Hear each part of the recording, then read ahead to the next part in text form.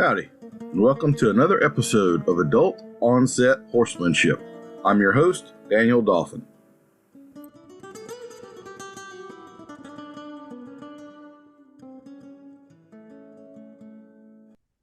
My guest today is a horse trainer I met in a bar long ago, where many people probably meet him for the first time. Mr. Patrick King, the incomparable classical dressage master. He started his apprenticing as a teenager under Ray Hunt. Mark Russel turned him on to dressage. He has since studied under Charles de Comfy, but he still has enough chops in the Western world that he's actually been a pin wrangler for Guy McLean at Road to the Horse.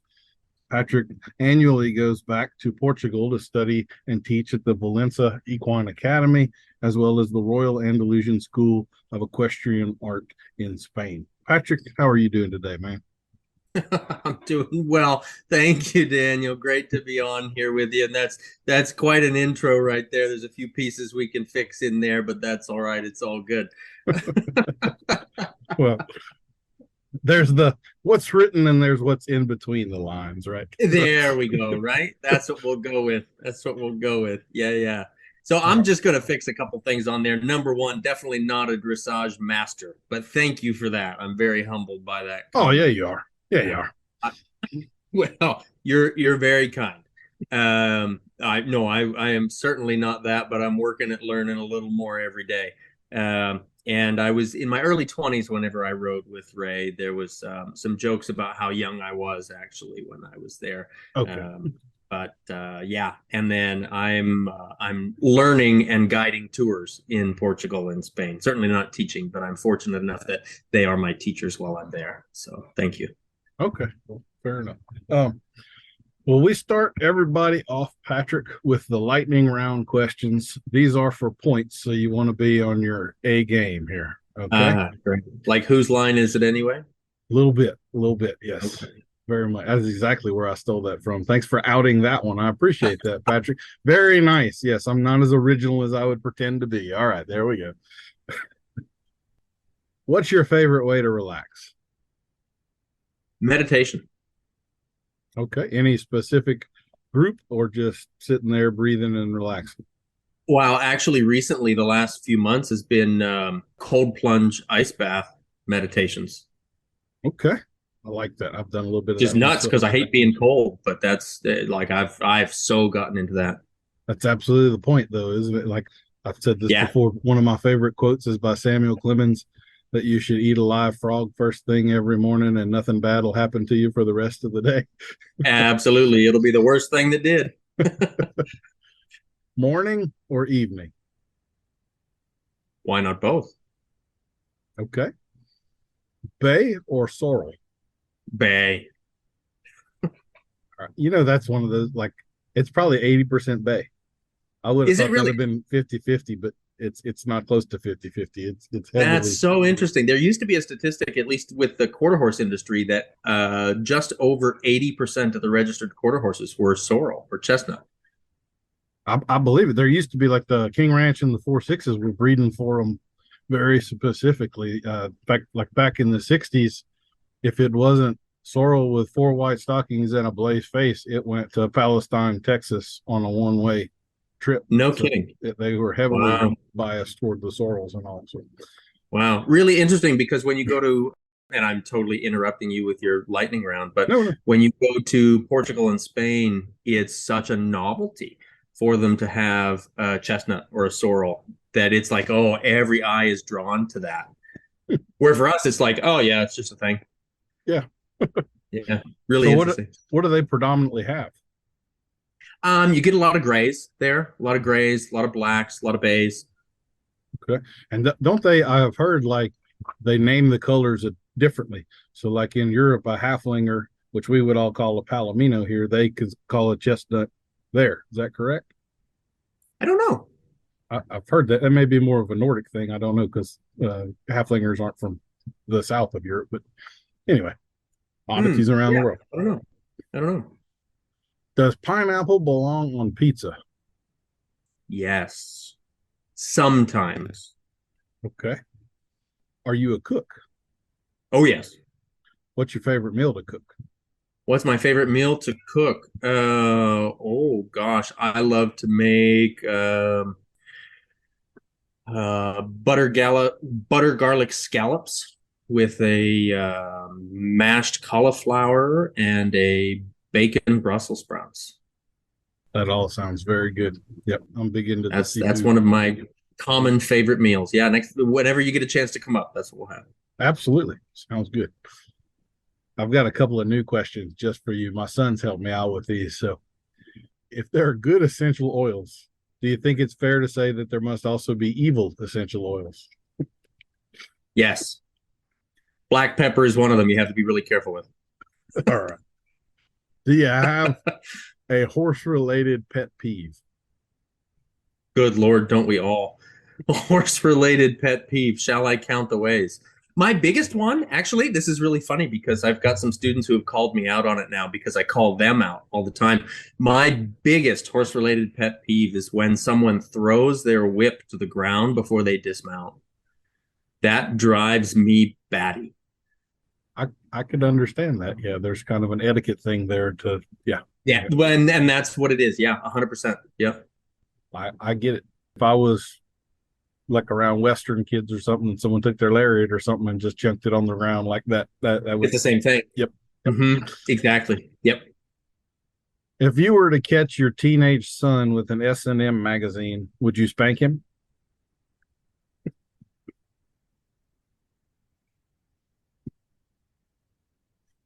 Probably not. That's terrible. My daughter just turned 13, Daniel. That's terrible. Like I did so many things just went through my head right there, and I'm like, I don't know what I would do. Yeah. The things you get into as a parent. Your son helped you with that question? No, it was that one I stole. That's a little risky. We may cut it out. Who knows? I'll see how it goes. You're the first person I've asked that of. So, good Lord. Do you have a favorite beverage? Water's a huge one for me, actually. I mentioned before we got on here that I probably drink about 2 gallons of water a day. Yeah. I really like red wine.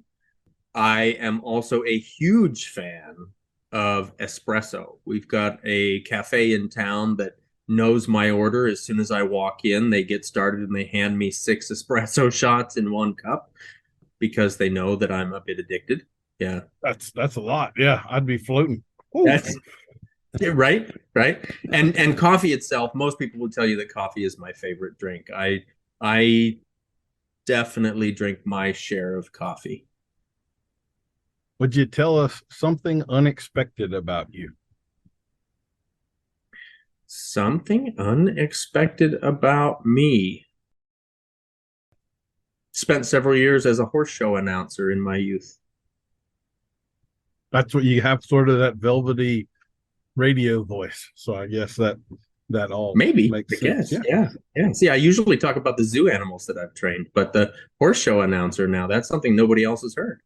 Well, that's what we aim to do here. We pull out the things that you don't want the world to know. There you go, digging into the meat of it. If you could have any superpower, what superpower would you choose? Good Lord, the ability to be in 2 places at one time. Imagine how much more you could get done that way. We'd find a way to mess it up. Yeah, you'd just double the workload and still be in a bind in 2 places instead of one. That's probably the truth of it. Yeah, you're right. Yeah, that's bad thinking. Wasn't technology supposed to make all our lives easier? Do you now work 3-hour days instead of 12? So yeah. No, I just work all over the world in the same day. I guess that is being in 2 places at once, though, isn't it? Look at there you go. Yeah. Look at that. That's my superpower. Time travel. I like it, man. Thoughts or feelings? Why not both? Okay. Do you lean one way? Are you more analytical, logical, critical thinking, or more emotional, sensing, intuitive type? So I do actually consistently catch myself in both. When I describe things to students, it's Can you feel this? Can you feel this? So I would say that I'm definitely more of a feeling when it comes to an interaction that way, but stepping away from the actual physical act of doing something, I can get lost in the thought about it. But I suppose I get lost in the thought about it because of the feel of it that I get into. So I'm just going to change that and go back to feeling. Yeah. That's a great question. Are you decisive or indecisive? I can't decide. I love it.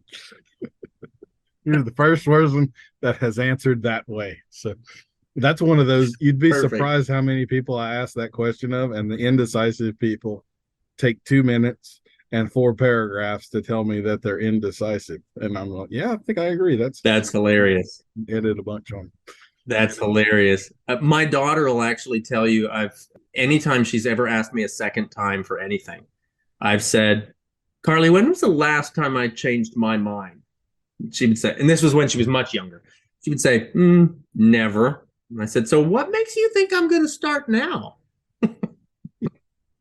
But then recently we did change plans, and she says, Dad, you never change your mind. I'm like, oh man, the jig is up. I'm busted. Everybody wants to have intelligent, independent-minded kids until you have to raise them, and that's a pain in the butt, man. Let me tell you. Yeah. Right. Exactly. It's a great challenge. That's what we'll call it. A great challenge. Do you have a hobby outside of horses? Not really. Okay. Unless you count cooking, but I mean, that's more of a life skill. Yeah, you have to eat every day. So. Right. Who is your favorite Batman? Oh, that's such an interesting question. Who's my favorite Batman? I grew up watching the Batman and Robin short shows where they had like the rubber shark biting them when they were hanging out of the helicopter and that sort of thing. So I can think of the Batmans from way back. That was Adam West. And then we would have. Was that Adam West? Mm-hmm. Okay. We would have. There was actually a guy before him, but I think you and I are both too young to know who that guy was.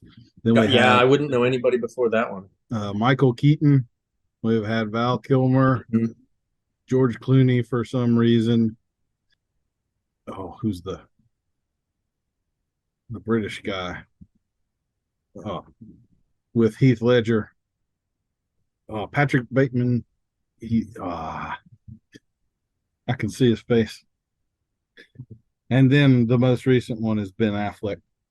Ben Affleck, yeah, that's the one I was thinking there. The Michael Keaton is really the one who comes to mind when I think of Batman. Michael Keaton is really who comes to mind. And yet I want to call him Butler, but I don't, I can't think of who his name is. But the most recent was Michael Caine, I believe, was the Butler. He was my favorite in that character. I'm a big Michael Caine fan. Anyway, but, yes, yeah. Dirty Rotten Scoundrels is a classic. I made the boys watch that one. Yes, sir. Sweet, salty, or spicy? Depends. Okay. Appreciation for all things. Do you tend to like spicy food? I like it well enough. I don't like spice that goes beyond flavor.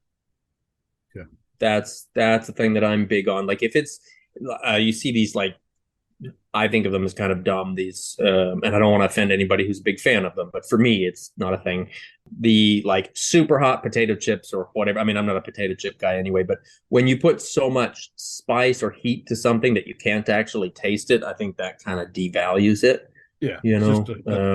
So I'm more for flavor, regardless of whether it's sweet, salty, or spicy. Yeah, that just becomes a macho contest of how much pain you can take, basically, right? So, yeah, and I mean, is that really worth it? Are you enjoying the food at that point?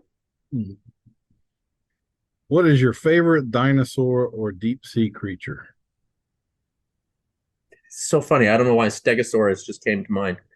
So I'm just going to go with that. That's just what came to mind. I have no reason why or anything. Have you ever had a UFO encounter? No. No, not that I remember. Although I used to have a training barn in a town called Acme, Pennsylvania, where they still every year have a UFO convention. The training barn that I had was like a country block over from where there was a big supposed landing, and they covered a dairy barn in some giant bubble back in the late 70s, early 80s, I think it was. A strange little connection, but nothing for me. I don't know if the audio was picking that up, but I'm a little infamous for having an animal interrupt the podcast at some point. Oh, I hear you. Okay. Yeah. Uh, I so think this that is adds to the reality. it is yes, it's a real we don't live in a bubble around here. We have all the things. Here's a new question from my youngest son. Could a vampire detective enter a house if they had a warrant? That's got some layers to it, doesn't it? Yeah. So long as the residents of the house were not Italian, Ooh, okay. So it's the because there'd presence be of so garlic. much garlic in there Uh-huh. that they wouldn't want to. I like it. Yeah. And it was at night, right? Right, right. Exactly. I mean, that's just assumed that it's at night. Yeah. Well, Patrick King, I have amazing news for you. You are the first guest to break 1,000 points. 1,001 is what you got, which means you have 1001. the Yes. reigning high score on this Fantastic. list of lightning round questions, and that entitles you to either a genuine compliment or an awkward silence, your choice. Ooh, ooh, ooh. Well, oh boy, I don't know. Let's go with a genuine compliment.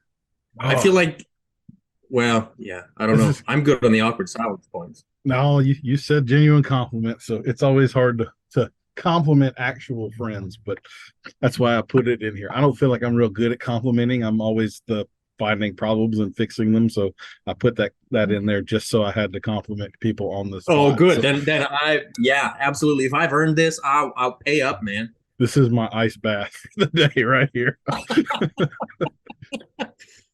So, Patrick, I will say that I truly enjoy talking horses with you. Whether you consider yourself a master or not, I do. I find you to be one of the more technical horse people that I have been able to be around and can have conversations with you on a level that I almost never get to have conversations with people on.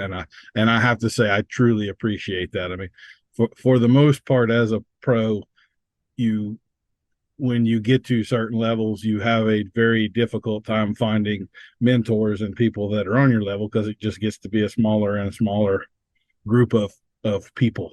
And so I genuinely appreciate bouncing some thoughts and some ideas and things off of you, and the level of knowledge that you have about horses and footfalls. And I also really appreciate the fact that you kind of do blend those two worlds of horsemanship and the Western side with the dressage side. So it just frankly, it's like having a conversation in your own language instead of having to have a conversation in a second language for me, which is the dressage world, which is, there's always a barrier of language there for me at least. So I really do appreciate that of you. I truly think the world of you, and I'm glad that I finally got you on the podcast and we get to have this chat. So thanks for coming on, man. Oh my gosh. Well, goodness, Daniel, thank you so much. I appreciate that so very much. And I'm not very good at receiving compliments, so all I can really say is thank you very much. I appreciate that.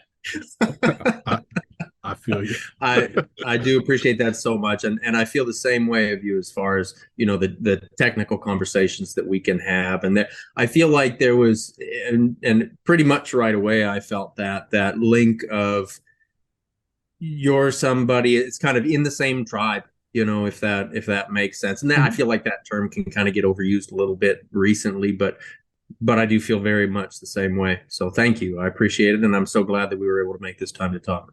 Yeah.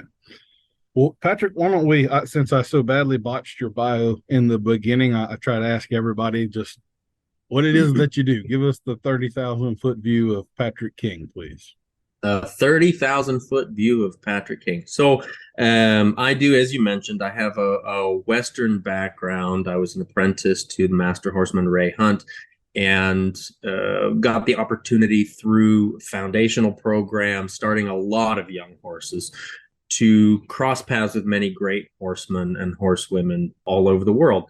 And that's turned me more to classical dressage, and also more recently into forms of body work and different health modalities for the horse and even some for the rider. A big thing for me, that my primary focus is simply on good movement with good emotional acceptance. I guess that's a big piece of it, where the horse is an active participant in the process of the training. I teach, I would say that a large portion of what I teach is in hand work. Recently, there was a time when most of what I taught from the Western background, most of what I taught was foundation work. And that's gotten into in hand work, into more of the lateral work, things like that. I'm really fortunate to get the opportunity to work with horses at all spectrums. Even this morning, before we came on here, I had the chance to coach a couple riders from different places in the country. And then I went over to the barn and I rode my Grand Prix horse. And I also rode a young horse that has very, very little education. So it's being able to bounce all of that across the spectrum. I have one student who refers to me frequently as the, what does she call me? The integrator. The integrator is what she refers to me as, and I really like that. I've tried to make it kind of a mission to understand a lot of every step of the process for horses, and to understand a lot of what folks from different disciplines are doing, so that I can have conversations with folks about what it is they're doing at their stages of training, whatever their modalities are, that sort of thing. So I think that's where she comes to the idea with the integrator. And I really love that. That's an interesting thing to me. I hadn't thought about it until she mentioned that. But to me, it makes a lot of sense, because it's about bringing everything in. What, if you were to show up to a clinic, I wouldn't say, well, what you're doing is wrong because it's different from what I'm doing, right? My job would be to say, okay, I'm understanding what you're doing, and here's how we can find that. Maybe it's a front door, maybe it's the back door, maybe we have to take the back alley to get it to where we need to be to help you with whatever the goal is that you come to the clinic with. I find the same. I think it's part of how you and I appreciate one another is that ability to just recognize, even though we're doing things differently, it's because our goals are different. And if my goals were this, then I would probably be doing things the same way you are, but my goals, are this instead. And good horsemen always tend to recognize good horsemen, even if they're in different goals, different disciplines, different whatever, so Exactly. Well, what did originally push you over to what I'm going to call the dark side? So where'd you go from blue jeans to tight pants? How did that happen for you?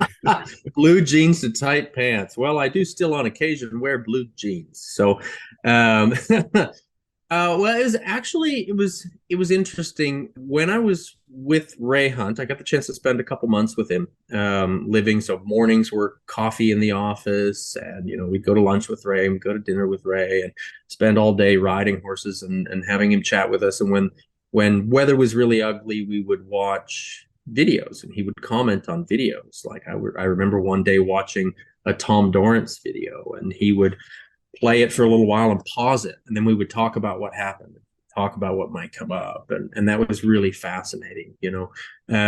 And he had in his pack room, he had a copy of Walter Zettel's DVD set, A Matter of Trust, and he always talked with high regard about dressage done well.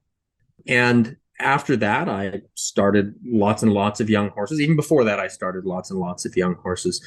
And actually growing, I should backtrack this. So growing up, I showed in some Western disciplines, and I also showed hunt seat. So I grew up swapping between jeans and tight pants anyway. But then through function of colt starting and that sort of thing, I got more into the Western horsemanship and roping and lots of different things like that. But the more clientele that I started to build as a result of the colt starting that I did, the more people seemed to come out of the woodwork wanting their jumping horses and their dressage horses started under saddle. And what was pretty typical just in the location that I was at the time is that I would work the young horses under saddle. And at the time, I traveled around to different barns. So say you had a couple horses at your facility, I would come there and start them. I'd spend part of the day at your place, and I'd drive across town and spend part of the day at somebody else's place working another set of young horses. That's how I grew my numbers so quickly as far as the young horses that I've started. But there would be several folks that would say, well, I want to get this horse going. My primary trainer is teaching a clinic. I don't feel confident riding this horse in that clinic. Would you ride for me? So I've got the chance to do some eventing clinics and some dressage clinics at that point. And I'm not even going to lie, the first dressage clinic that I took, they were talking about different balance points and different muscle structures and things like that now I would understand. But at the time, I thought, well, what the hell? Don't you just want them to go on a circle? Don't you just want a leg yield? Don't you just was kind of where my thought process was, because I didn't understand it. I couldn't comprehend it. And I had a pretty good idea of things. I had a pretty good handle on the horses that I was riding, and even the young horses that I was starting, they would go along pretty well. But that started to really pique my interest. As you know, I've always been the why guy. Right? Like, if I don't understand that, or if this needs to do this thing, why?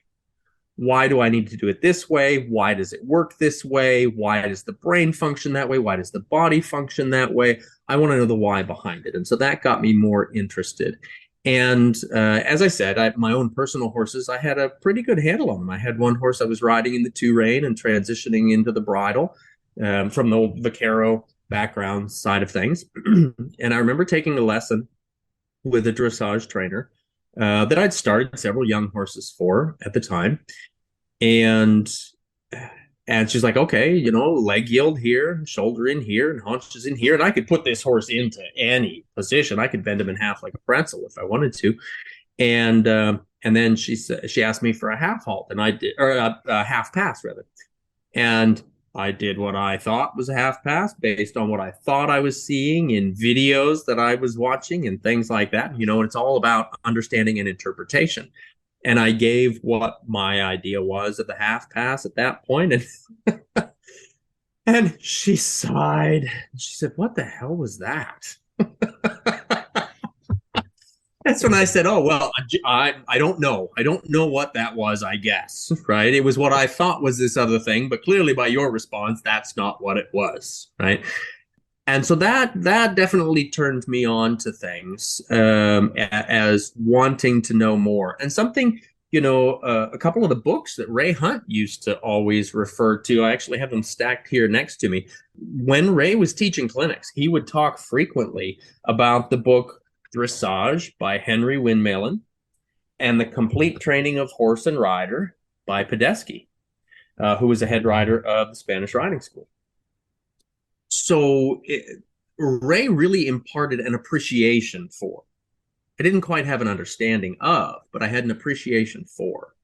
And it was interesting because that first lesson really got me thinking, I don't quite understand it. I appreciate it, and I did what I thought that was, but that clearly wasn't what it was. And I couldn't even tell you now what it was that I did, right? But it obviously wasn't a half pass. So that definitely set me on that path. And then I got the opportunity through different expos that I presented at and things like that. I got the opportunity to work with Mark Russel, who was a student of Nuno Oliveira, who was first a farrier and a Western trainer, and then ended up going and studying with Nuno and coming more and more into the dressage circles. And Mark really set me on the path of wanting to understand deeper how the body works, how the horse's body works, and how that influences how the mind works and things like that. There was at one point, the answer was from the foundation side of things, from the Western side of things, it's all in the feet. You got to just get the feet right. It's all in the feet, right? Move the feet, operate the feet. And Mark really helped me to see how there's a lot more than that. The feet are accessories of the legs, which are accessories of the spine, which is an accessory of the brain. Like, there's so many more depths and layers in there. And I'm not saying it's not about the feet, right? Mhm. But there's other things underneath that influence that as well. And if we don't have an understanding of all of that, then we can run into a lot of challenges and not have an answer for how to deal with it, basically. I know what you mean. To me, the it's all about the feet thing is if you can kind of get the horse finding the circle where you can start to leave them alone, then they start to relax. Then you start to get access. So like the feet are like an inroad to the brain, but like you say, there's multiple stops along the way of getting there.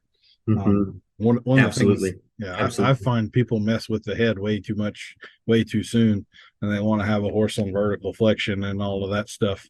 And to me, you get the feet in the relaxation first, and then 80% of the head stuff takes care of itself without me having to do anything at all. I think people get in their own way there way too much. But anyway.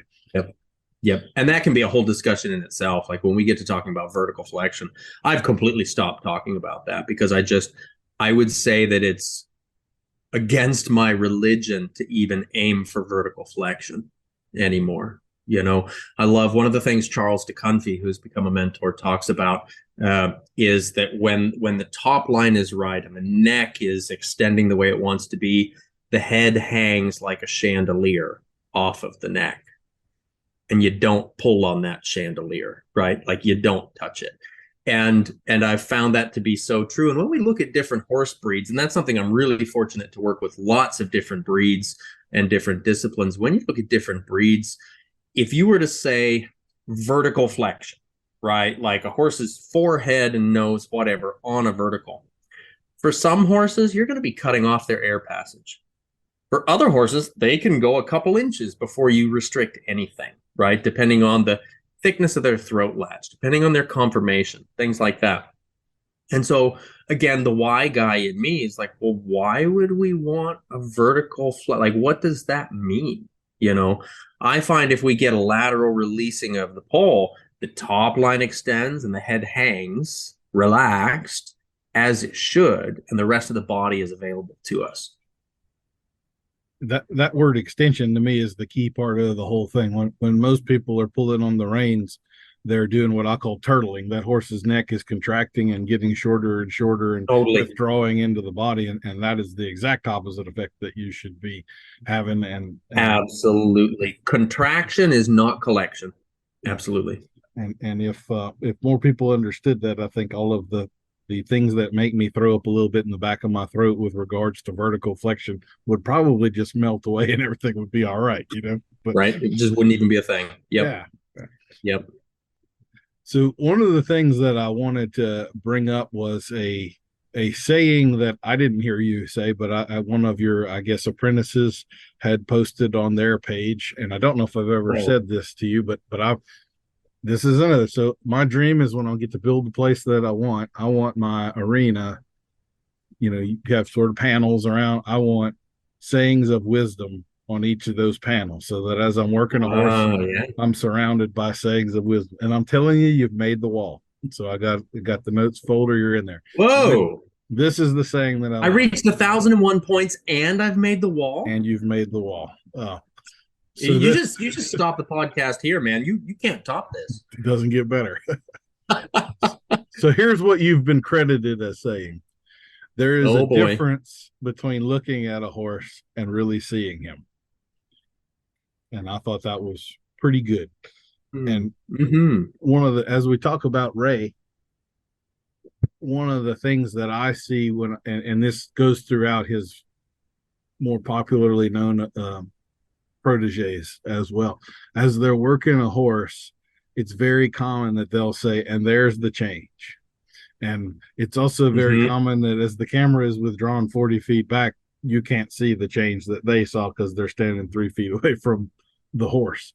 And absolutely. To me, what he was talking about then, without the vocabulary and probably without the proper understanding, was that transition between sympathetic and parasympathetic nervous system. So we just engage the flight side of the brain. We got the horse tense and all, and then we let him down regulate, and there's the change, meaning he just shifted back into the parasympathetic nervous system. And I saw his wrinkles in his lips relax or around his eye or some little change that the camera can't possibly pick up, but I can see because I'm standing right here.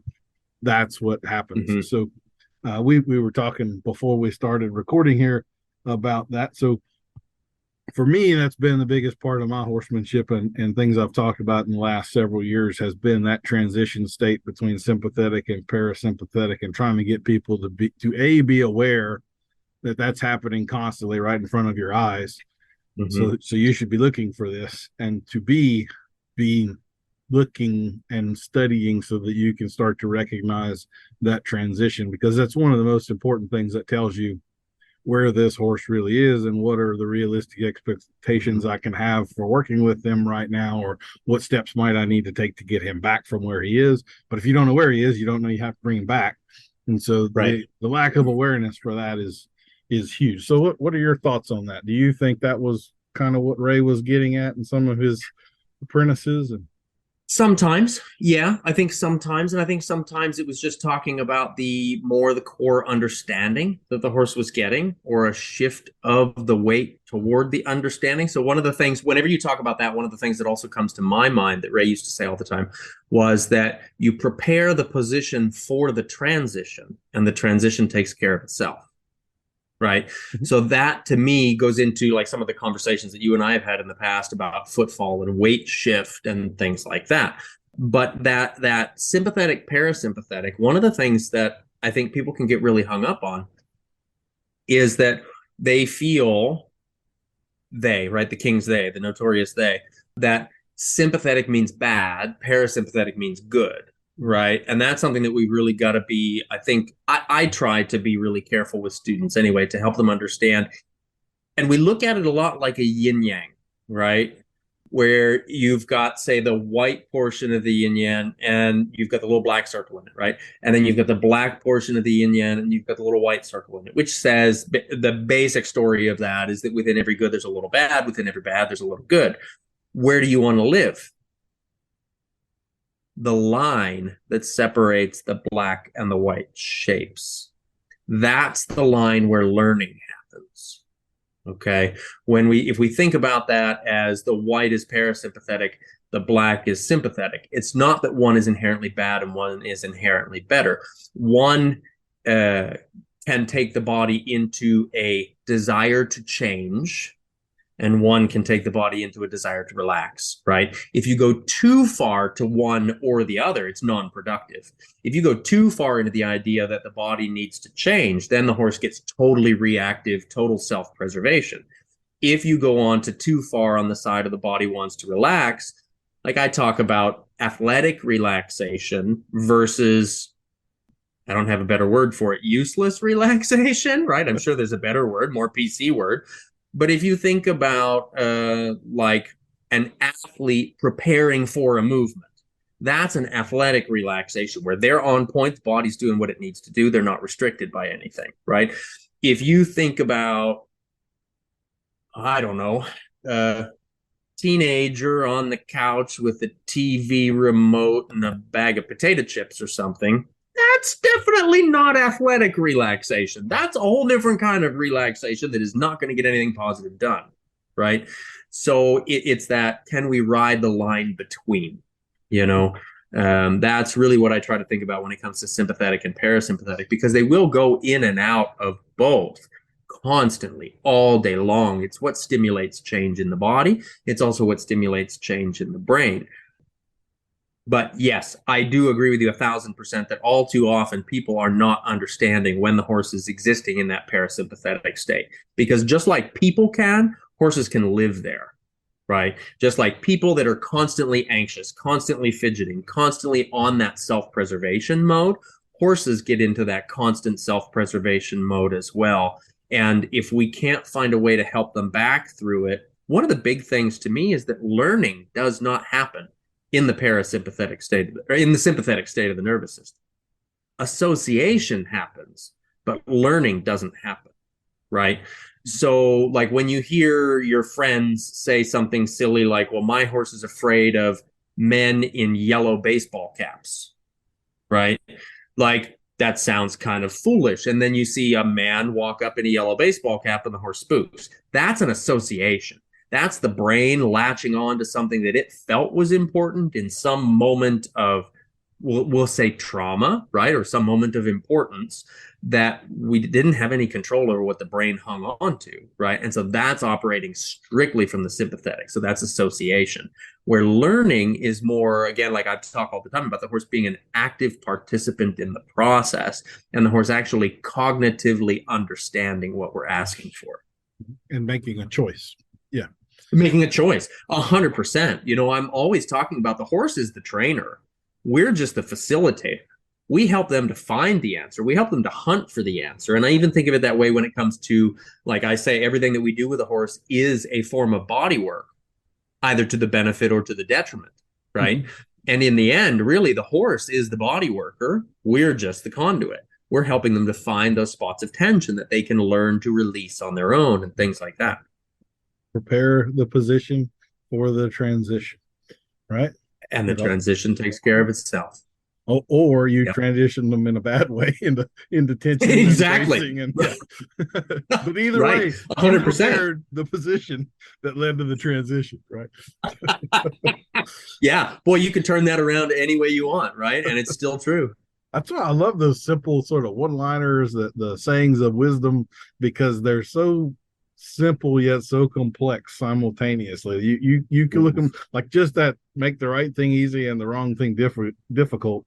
Every year I find another layer to that onion that just like boom, how did I not think of that before? You know, it's constantly revealing itself to me in new ways, and it sounds so deceptively simple and yet right. So I love things like and that. yet I love that you mentioned that part, and only because there's another layer of the depth, right? That a student of mine actually just recently pointed out to me. She's got a Lusitano here in training, and she's had him for several years. I think she got him as a weanling. He's a 7-year-old now, and he's here for some development. And she's done a good job of putting a really good foundation on him, and she comes from more the foundation horsemanship side of things. And so she's got a real clear working understanding of this whole make the wrong thing easy and the right thing difficult. And the last time she was here visiting, watching me work with her horse, we were doing some in-hand work and we were riding. And she said that one of the things that struck her the most, and again, I didn't even consider this until she pointed it out. So I thought it was another layer that was like she shined the light on that layer for me. She said, you don't even acknowledge the wrong thing. You make the right thing clear. You don't even acknowledge the wrong thing. And I thought that was really interesting because in the conversation, sure, her horse had picked some wrong answers, right? But what she was pointing out was that I didn't make any corrections. I might have said, let me clarify, right? But I didn't make any corrections. And from what she said from watching, most of the time, if the horse gave the wrong answer, I just didn't engage any differently. And when the right answer came through, there was a softening that happened. From me and then from the horse also. So, and again, I'm not saying that I'm like any kind of master at this or anything like that, but I just thought it was a really interesting distinction that she pointed out there, that we want to make the right thing obvious or the right thing more clear and just don't even acknowledge the wrong thing. Acknowledging it in and of itself could become a form of reinforcement, right? If you pause, 100%. if you whatever, then you wind up getting more of it. So, yep. Absolutely. A lot of wisdom there. I always try to separate things out where I have teaching and training with horses. So teaching is when the horse doesn't know the answer. That's where we get a lot of the licking and chewing, the light bulb moments and all of that stuff. And then training comes when the horse has a pretty good idea of the answer and we're more refining stuff. And training is where I may punish behaviors and so forth here and there to kind of sharpen the saw a little bit, but in the teaching phase, not so much. You can, well, I'll say that there are some dangerous behaviors that I would punish with some problem horses at times. It just sort of depends, but I think that has become, I don't know if this is a part of your world or not, if this touches you, but there are really some changes in the connotations of certain words in the Western and horsemanship world, where a long established word like leadership that has been around for 30 years, and all of a sudden it's like it's a dirty word. And do you come across any of that stuff in your world? Are there any trends that pass around where all of a sudden time-honored things are now stupid? All of a sudden, cool? Yeah, it's so funny because you say that, and I don't know why, but it brings to mind that scene from that old movie, The Princess Bride, right? Where and I don't even remember the names of the cast, right, or the names of the roles in that, the characters. But I'm reminded of, you keep using that word. I don't think it means what you think it means, you know? Yeah, absolutely. You know, I shared something on my Facebook page recently, and I do a lot on my social media just about engagement, helping people to think about things, or at least that's my goal. And I asked them about how do they establish respect with a horse. And I did that because it was kind of a double-sided thing, because I would say that there's a subset of trainers that have changed the word respect into something that, I'm not going to drop names, but justifies abuse in their training method. And it's gotten them TV shows and things like that, and they've sold lots of money on DVDs and whatever, all in the name of training for respect and developing for respect and blah, blah, blah. And respect, if we go by the definition of the word respect, it's an admiration for. And I'm sorry, but if you're chasing a horse around in the round corral and you're, you know, throwing a stick and a string at him and, you know, throwing ropes around and he's rocking back on his hocks and he's got all that negative tension in his body, you're not developing respect. You might be developing obedience, but you're going to be getting it without acceptance. I try to be really particular with the words that I use, even though it doesn't always come out that way, and I err a lot when it comes to that, but I do try to be particular of the words. So with things like leadership, as Ray used to say, somebody has to be the head of the company, right? Somebody has to have an idea of what they're going to do. One of the things that recently I've started talking about in clinics is that there has been this, I'm going to call it a fad. And I think that's kind of along the lines of what you're talking about here with words changing meaning. You know, there seems to be a fad or a fashionable way now of going out to work with a horse and having no agenda. You know, just go out, don't have an agenda. Well, what are you going to get done? It's up to just the horse. Whatever comes up. Right? We're just going to, whatever is the situation. Well, how do you know if that's good or bad if you don't have an agenda? Right? I'm all about have an agenda. Absolutely. Right? Like when I climb on a young horse for the very first time, let's say Daniel Dauphin sends me a 3-year-old young horse, a 4-year-old, I don't care, a 16-year-old horse to start under saddle. It's never been ridden. The first time I climb on that horse, do you know what my expectation is? And this is not maybe going to be a popular answer. It's not a common answer. But the first time I sit down on that horse, my expectation is that that horse is a finished Grand Prix horse, as much as finished doesn't actually fit into the definition of classical dressage, right? My expectation is that that horse is a Grand Prix horse. And do you know what I do? I fill in the misunderstandings that come up on the way, right? It's like we've got to, yes, have an agenda, but remove your attachment to the immediate outcome. And that's what gives us the ability to make adjustments, right? I might go out there today and my agenda, in air quotes, obviously, is to work on my horse's 3 tempi changes. Okay. And then I find that, we've got this stifle doesn't feel so good today, or his back has a little tight spot in here today. And because of that, he's making assumptions and he's starting to make changes on his own, right? My personal horse at the moment, he can do that sometimes. If he doesn't feel quite right, or if he thinks he knows ahead of time what I'm going to be asking for, he'll sometimes jump ahead. And so I have to remove my attachment to the outcome and say, well, now here's a deviation. that's going to help us get back on track, right? But when people talk about having no agenda with a horse, it makes me think, again, here I go with an analogy in my head, but it makes me think of Alice in Wonderland, right? Alice comes to the fork in the road. Which way should I go, right? And the Cheshire Cat says, well, where are you headed? And she says, I don't know. And so his answer is, then it doesn't matter, right? Well, if you don't know where you're going, how do you know what road to take? If I don't know that what I wanted to work on that day because my competition is coming up, or my whatever, the skill that I'm working on at this moment needs me to head down this path, if I don't know that that's the path that I need to head down, when I have bumps in the road, how do I know how to make my deviations that are going to point me back to that path? You know, so I feel like I'm with you 100%. How there's words that have started to change, not just in the horse language, right, but in probably more than just America, right? But in American language, especially recently, there's been a lot of change to words.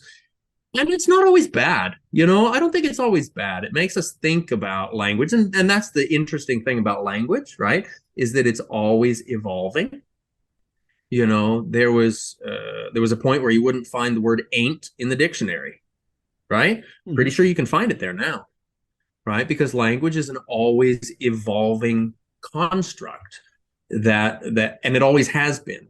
That's how we've got different languages that have developed around the world and within different cultures and, you know, things like that. So I don't think that it's always a bad thing, but I think concepts become challenged, which is, again, good and bad, right? Yeah.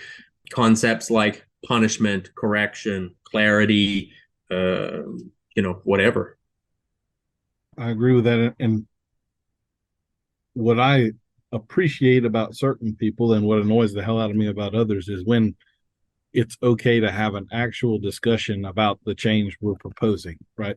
Maybe this is good, maybe this isn't bad, but hey, why don't we just unpack all of this stuff and see what everybody thinks, and then we have enough information to make a decision as to whether, yeah, we need to shift, or no, we're good here, but maybe we just clip that little limb off of the tree and we have a better picture now, or whatever, mm-hmm. rather than we'll cut the whole damn tree down and build from scratch, you know. Right. Prune your bonsai, right? Yeah. Prune your bonsai. Reveal the tree. All you have to do is remove everything that isn't the tree you want, and there you have the tree you want. Let me ask you. Well, I guess that depends on what your definition of is, doesn't it? Maybe so. We'll have a cigar and talk about that someday. No, we're going to get suicided. We better stay away from that kind of stuff. So one of the things I do like to talk about in my clinics and all is don't get married to the exercise. And like you, I'm a why sort of a guy. So I always like to explain why we're doing this. And it may well be appropriate that halfway through that circle, your horse showed you that they don't really belong on that circle right in this moment. And you need to exit stage left and do whatever. Mm-hmm. You need to work on softening that back that has showed you it's stiff or whatever the thing might be. So I very much stay flexible like that. What I think people tend to have difficulty with there is that they don't have enough of that roadmap, to use your Alice in Wonderland reference, in their head. And so when they deviate from the path they know, they're immediately lost, where someone that understands and knows the map a little better could just, oh, you're just right over there. It's you know, we're maybe getting a little too abstract with all of that. But so,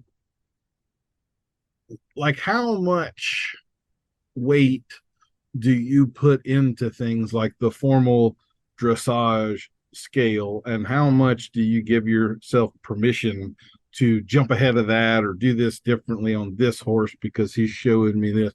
Do you feel obligated to stay in the very traditional levels there, or are you good with riding around the map a little bit depending on what the horse is telling you? And I've got another level to this question we're going to get into specific to equitation in just a second, so you may mm-hmm. answer with that in mind. But mm-hmm.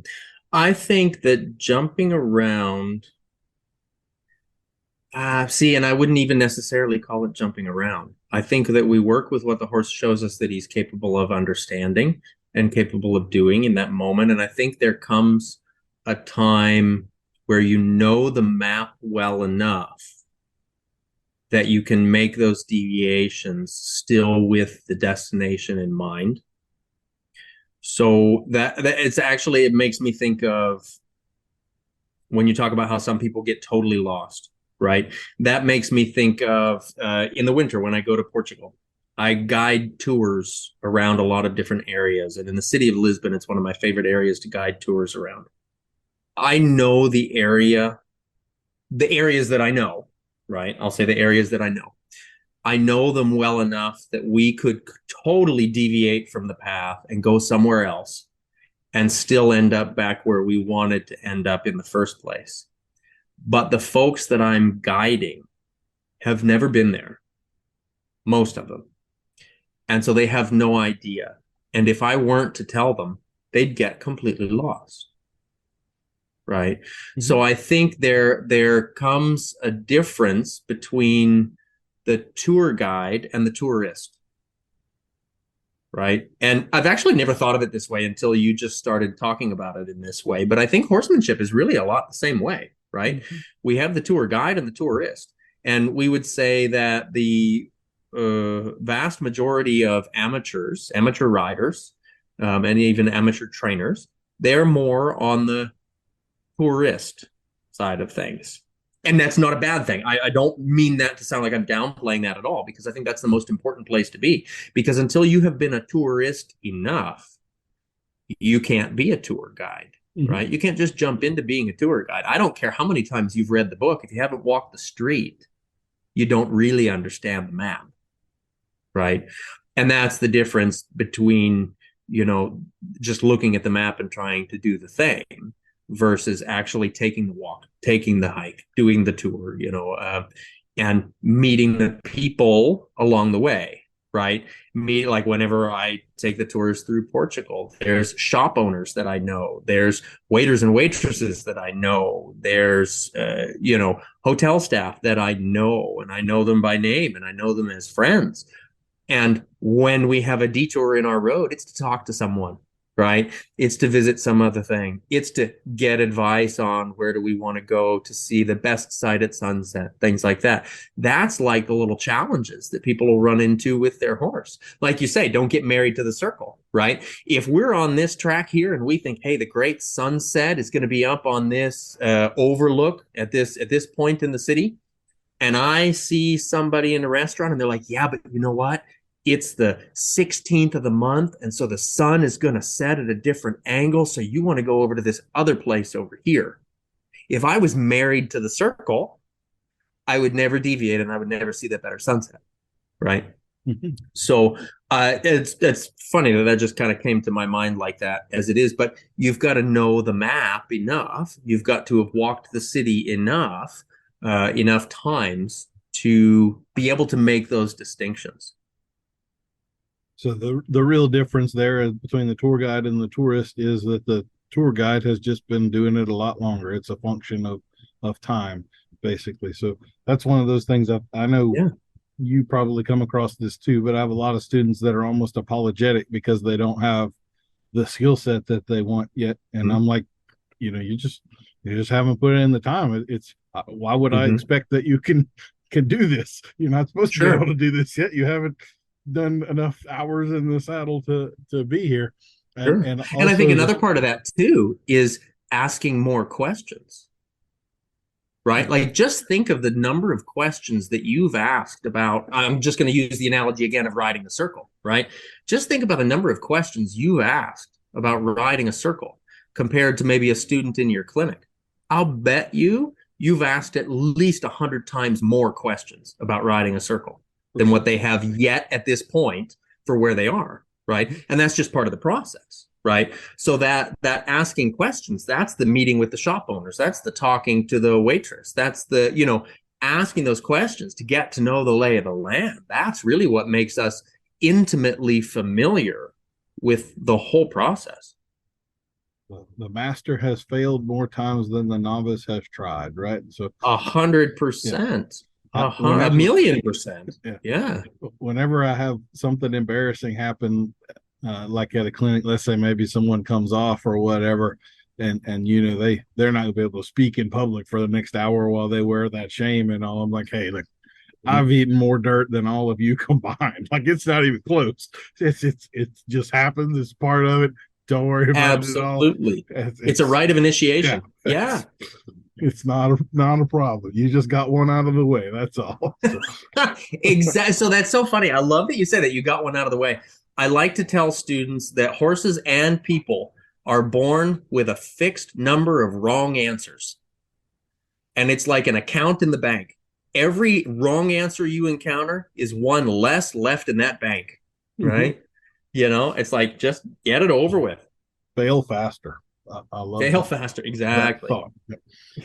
So bringing that around to equitation. When we first met at the Best Horse Practices Summit, you had done you called it your Tai Chi exercise, and I thought it was real good. You had everybody kind of stand and squat and wiggle their butt around as far as they could, and then cut that distance in half and cut that distance in half until that you're basically getting them to feel their spinal cord and how you shift over in the saddle, but just a little bit. And for anybody listening, that was what they refer to in Tai Chi as a figure eight.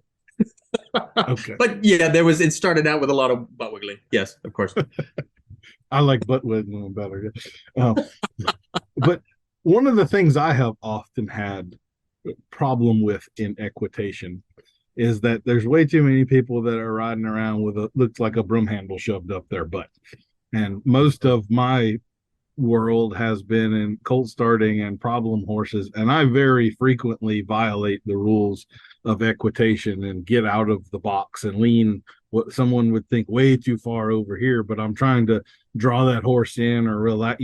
I'm doing it purposefully, and once I accomplish what I want, then I get closer and closer to that box, and it becomes more and more subtle. But there are times when I feel like my experience tells me exaggeration can be a great help and so forth with a lot of horses. So how do you feel about that? Like, I would say one of the marks of what I would call a dressage master is the ability to be in that position and still look relaxed. And there are not many people that pull that off. They look, most 99% look uncomfortable and rigid, and they're not in the stiffness inside that.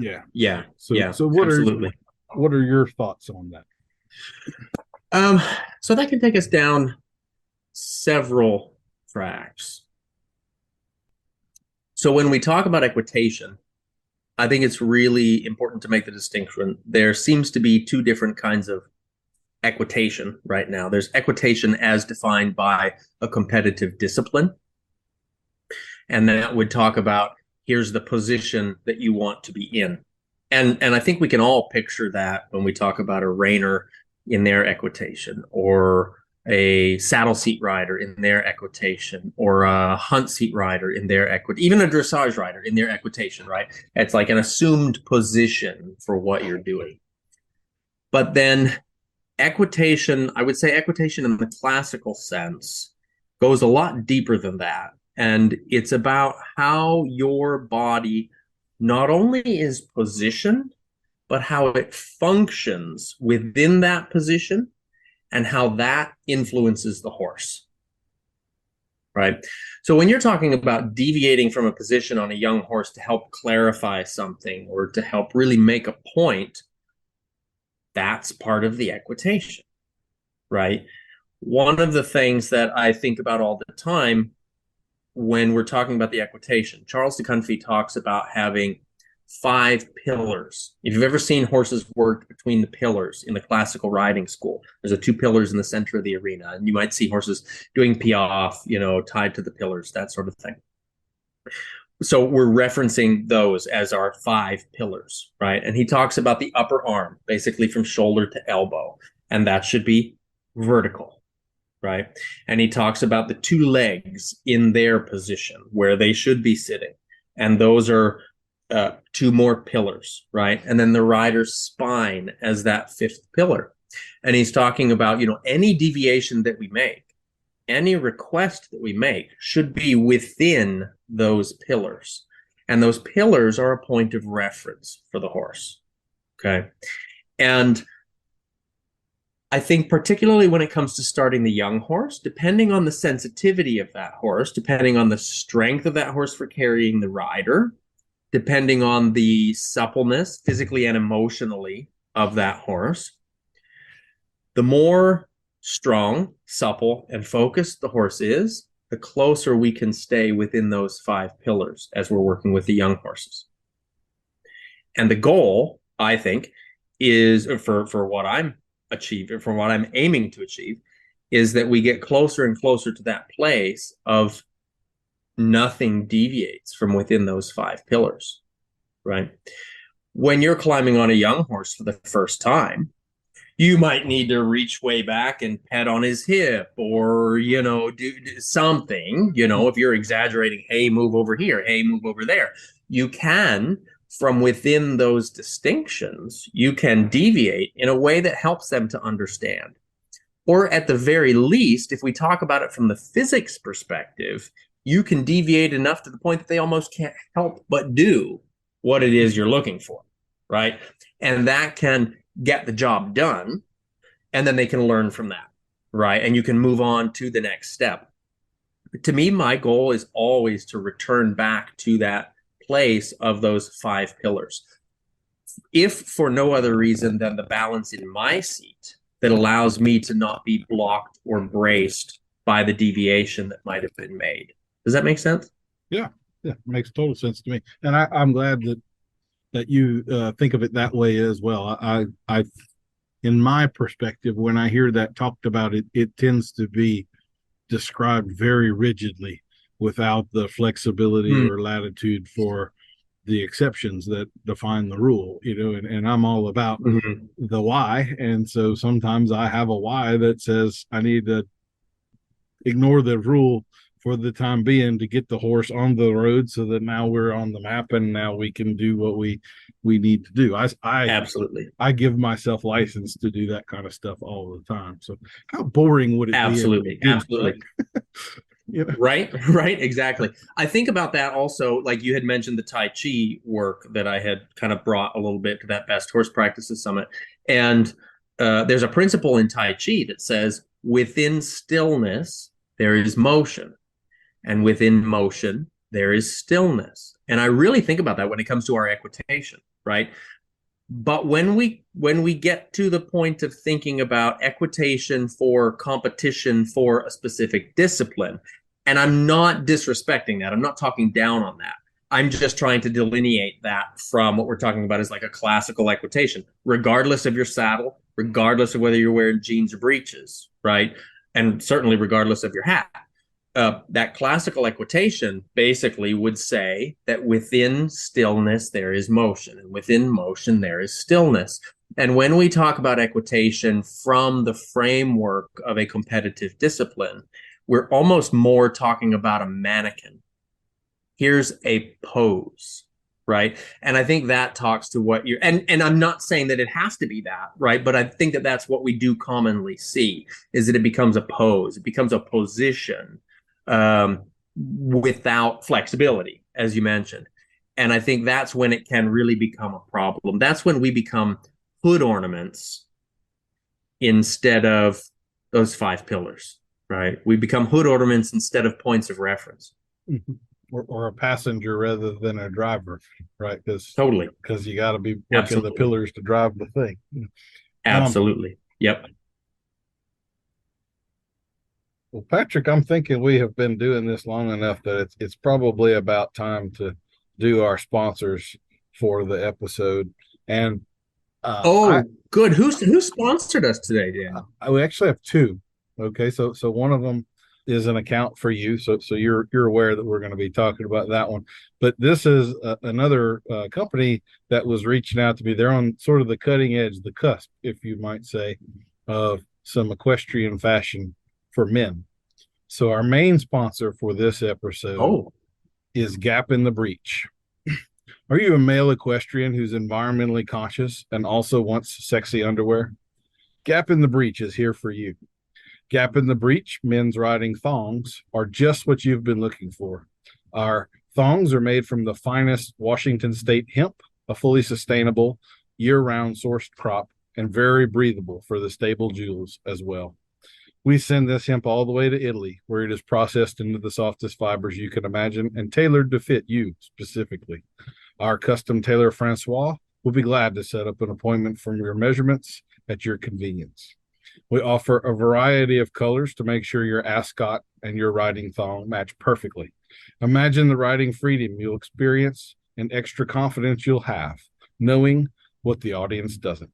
Gap in the Breech, men's riding thongs. They're not panties, they're man's panties.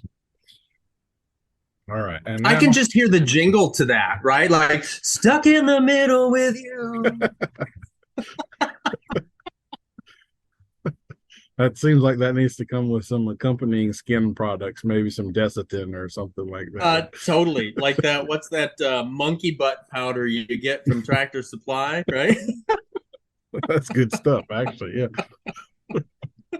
Oh, goodness. I'm also proud to be the worldwide announcement that Patrick has opened up an OnlyFans feet pics page called Horse Hobbit OnlyFans. If you're into the gnarled claw-like feet of a lifelong horseman and feet as hairy as a hobbit, this page is for you. Weekly content of these horsey hobbit feet on the farrier stand, picking up hay bales, and seductively slipping into $1,000 riding boots, sockless. Look up Horsey Hobbit Feet for the hairiest equestrian feet on OnlyFans, where you can be a fan for only $9.95 a month. Hey, man, vet bills and saddle fitting gets really expensive. Hey, I'm not knocking it. Do what you got to do, right? If I had the feet for it, man. If it makes dollars, it makes sense, buddy. All right. Good Lord. Well, why don't we'll go since we've just gotten a little less serious. I don't actually remember where I think this might have been you talking on another podcast, but you had discussed, and I thought this was a brilliant thing to talk about, was how you like to use the Garoka in the midst of your colt starting. So why don't you tell us a little bit about that? Yeah, so the Garocha, that's how do I want to call it? It's an old-time tool, sort of an antiquated tool. I shouldn't say it that way, though, because it's still in use today in Spain and Portugal, the Iberian Peninsula, to manage cattle. And it's actually a tool that was used that predates roping. Okay, it wasn't until the conquistadors traveled to New Spain, that we now call Mexico, where the Aztecs taught them how to braid and rope. Okay, that's when we started roping. But up until that point, they used the garocha, which is basically like a 13-foot long skewer, to manage cattle. They could split off cow-calf pairs if they were working in the field. They can manage the bulls. They still manage the bulls behind the scenes of the bullfights and things like that, regardless of how you feel about the bullfighting. I'm not a fan of it at all, but it's just understanding that is still a thing in certain places in the world. And behind the scenes, they do still oftentimes use the garocha to guide the bulls, to kind of push them from one place to another. Think about it like if you've got the last rope tied to your saddle horn, kind of like slapping your coils to make a little bit of noise, to send to move something around, that sort of thing. That's very much like what they would do with that. And there's more tradition there that folks can look up if they're interested in it. But I think it's a really interesting thing to use, absolutely, in the young horses process, in the young horses training process. There's a lot of times, even on the first ride, where I'll ride over and pick up a garocha, because I've got several of them all over the facility here, because I just think it's a fun tool to use. But I'll use them even for the young horses, because if we think about when we're starting a young horse under saddle, or maybe we're not, but we're working with a horse in general, and we say, turn your haunches to the left, turn your forehand to the right, turn your whatever. If they don't really have a basis for understanding why we're doing that, they often have the question, yeah, but why? Right? And when we start working with a Garocha, it makes more sense. It's a clear perspective to the task for them. Okay. It's sort of like when I was with Ray, Ray had a pretty simple philosophy. Day one, they cost you money. Day two, they hold their own. Day three, they're on the payroll. Like most of those young horses that we started with Ray, on day one, we were riding out. We're riding out of the arena on their first ride. Day two, you're starting to rope off of them. You're starting to follow other, stock around. Day three, you're actually roping young horses. You're ponying other young horses off of them. That's a generalization. I'm not saying that we did that with all of them. And it was certainly not presented in a fast, rushed, hurried way. It was basically you present it in a way that it's a simple conversation for them to begin to have, because, again, talking about that whole sympathetic versus parasympathetic idea. But the Garocha is very much like a replacement for that, where maybe you don't have cattle to follow, right? So it's not something for that horse to hook on to following the tracks of a steer ahead of them or something like that. Maybe you're not in a position where you can go out on the trail for the first ride for various reasons. Maybe it's just not safe, right? Or maybe you don't have the trails available to you. Working with a Garocha is a great way to give the horse a little bit of a purpose. It's a visual. I think about it like another obstacle. Like you see a lot of people that do these obstacle challenges with their horses. I think those are great from the perspective of they give the horse a visual for what the task is, right? And that's something that Ray used to talk about all the time as well, is he would say that the job of the cutting horse, the job of the barrel horse is a job they can see. But the job of the reining horse and the job of the dressage horse, and of course I'm paraphrasing and generalizing, so this isn't probably exactly the way he said it, but he would say the job of the reining horse and the job of the dressage horse is not one that they can see, so they have to tune more into the rider, right, to understand what that job actually was. So using the Garocha is a way to give that horse a visual. Why do I need to turn my haunches to the left? Well, because the Garocha is over here on my right, and if I'm making this circle and I don't turn my haunches, I'm going to bump it, right? Why do I need to turn my shoulders to the right and not just bulge on a 40-acre meadow-sized circle? Well, because if I do, I'm going to hit my head into that pole, and of course, all this is in super slow motion just at the walk. But having that visual perspective for the horse is really helpful when it comes to the foundation training, for them to understand the why when it comes to what we ask for them to do, when it comes to the basic simple ideas of isolating haunches and forehand. But as well, even for a horse that's got more of an education, giving the rider a Garocha is a really helpful tool. If you think as a rider that you ride good circles, pick up a Garocha and you'll find out how awful your circles are. We'll find out really quick that we're riding 8-meter amoebas, right? Not really circles, because the pole will not lie, right? And it will tell you, what is that radius of that circle? Well, right here, it's the length of that pole. What else have you got? And it also handicaps the rider. So I love that when it comes to our dressage riders, our English riders, who are used to riding around with two hands and thinking that they're operating off of their seat when they're really micromanaging with the reins and not realizing it. You put the reins in one hand and give them a pole in the other, they are severely handicapped with the aids that they have. So what they have left is the truth of how much their horse is actually following their seat. So I love the Garocha for a multitude of reasons.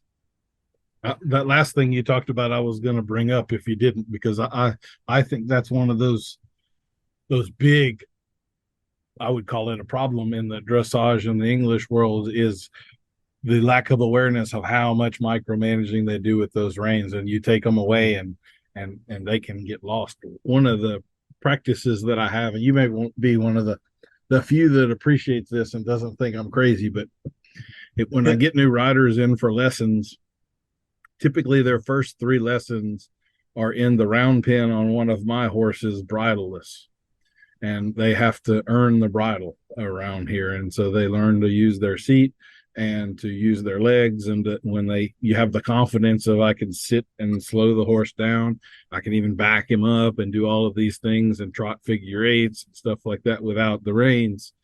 Now, I find it gives them an appreciation of how little they really need to use the bridle when they get on. And now it can become the fine-tuning adjustment tool that it's meant to be, and not the thing I'm balancing 30% of my weight on as I ride all the time, you know.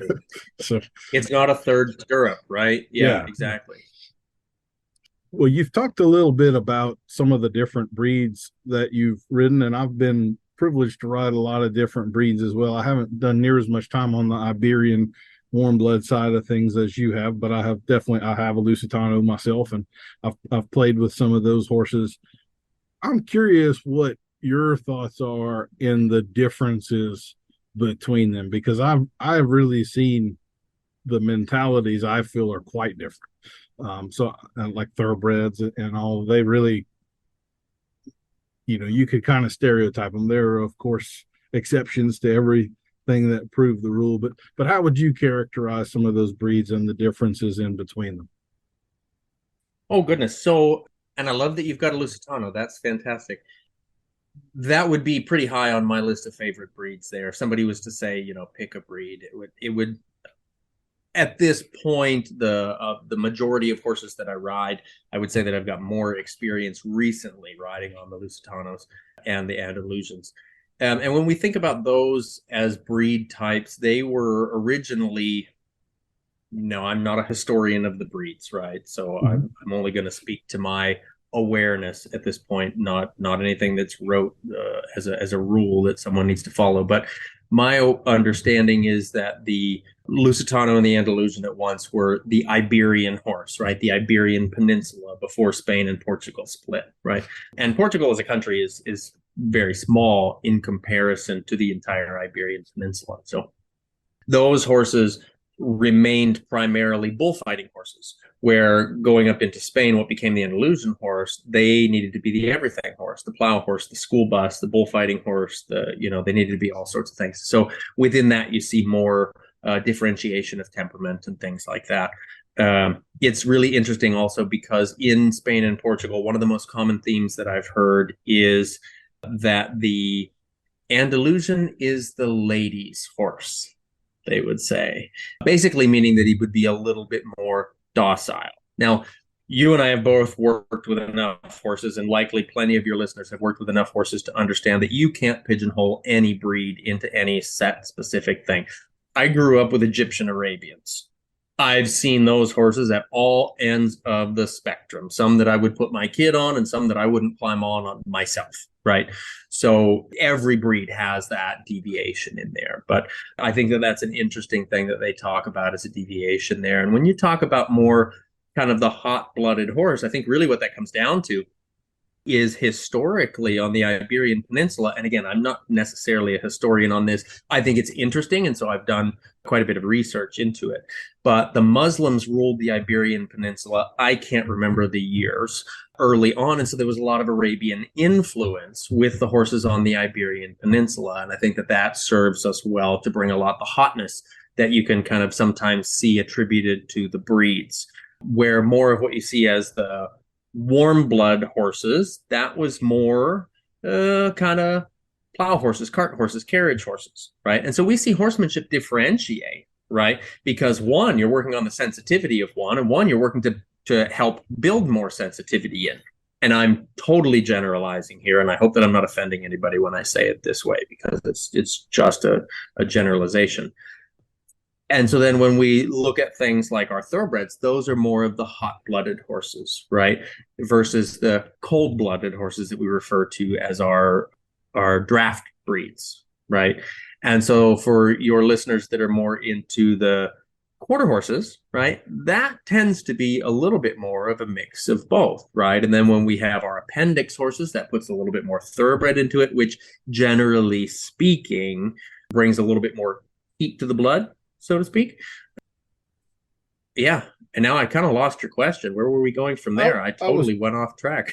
Yeah. And I did want to add, I think with the Andalusians and Lusitanos are the pre horses. And it's my understanding they were all the same breed until like the 1960s or something. And then it kind of became, if you were on this side of the river, you're now this. And that's kind basically of really, differentiated.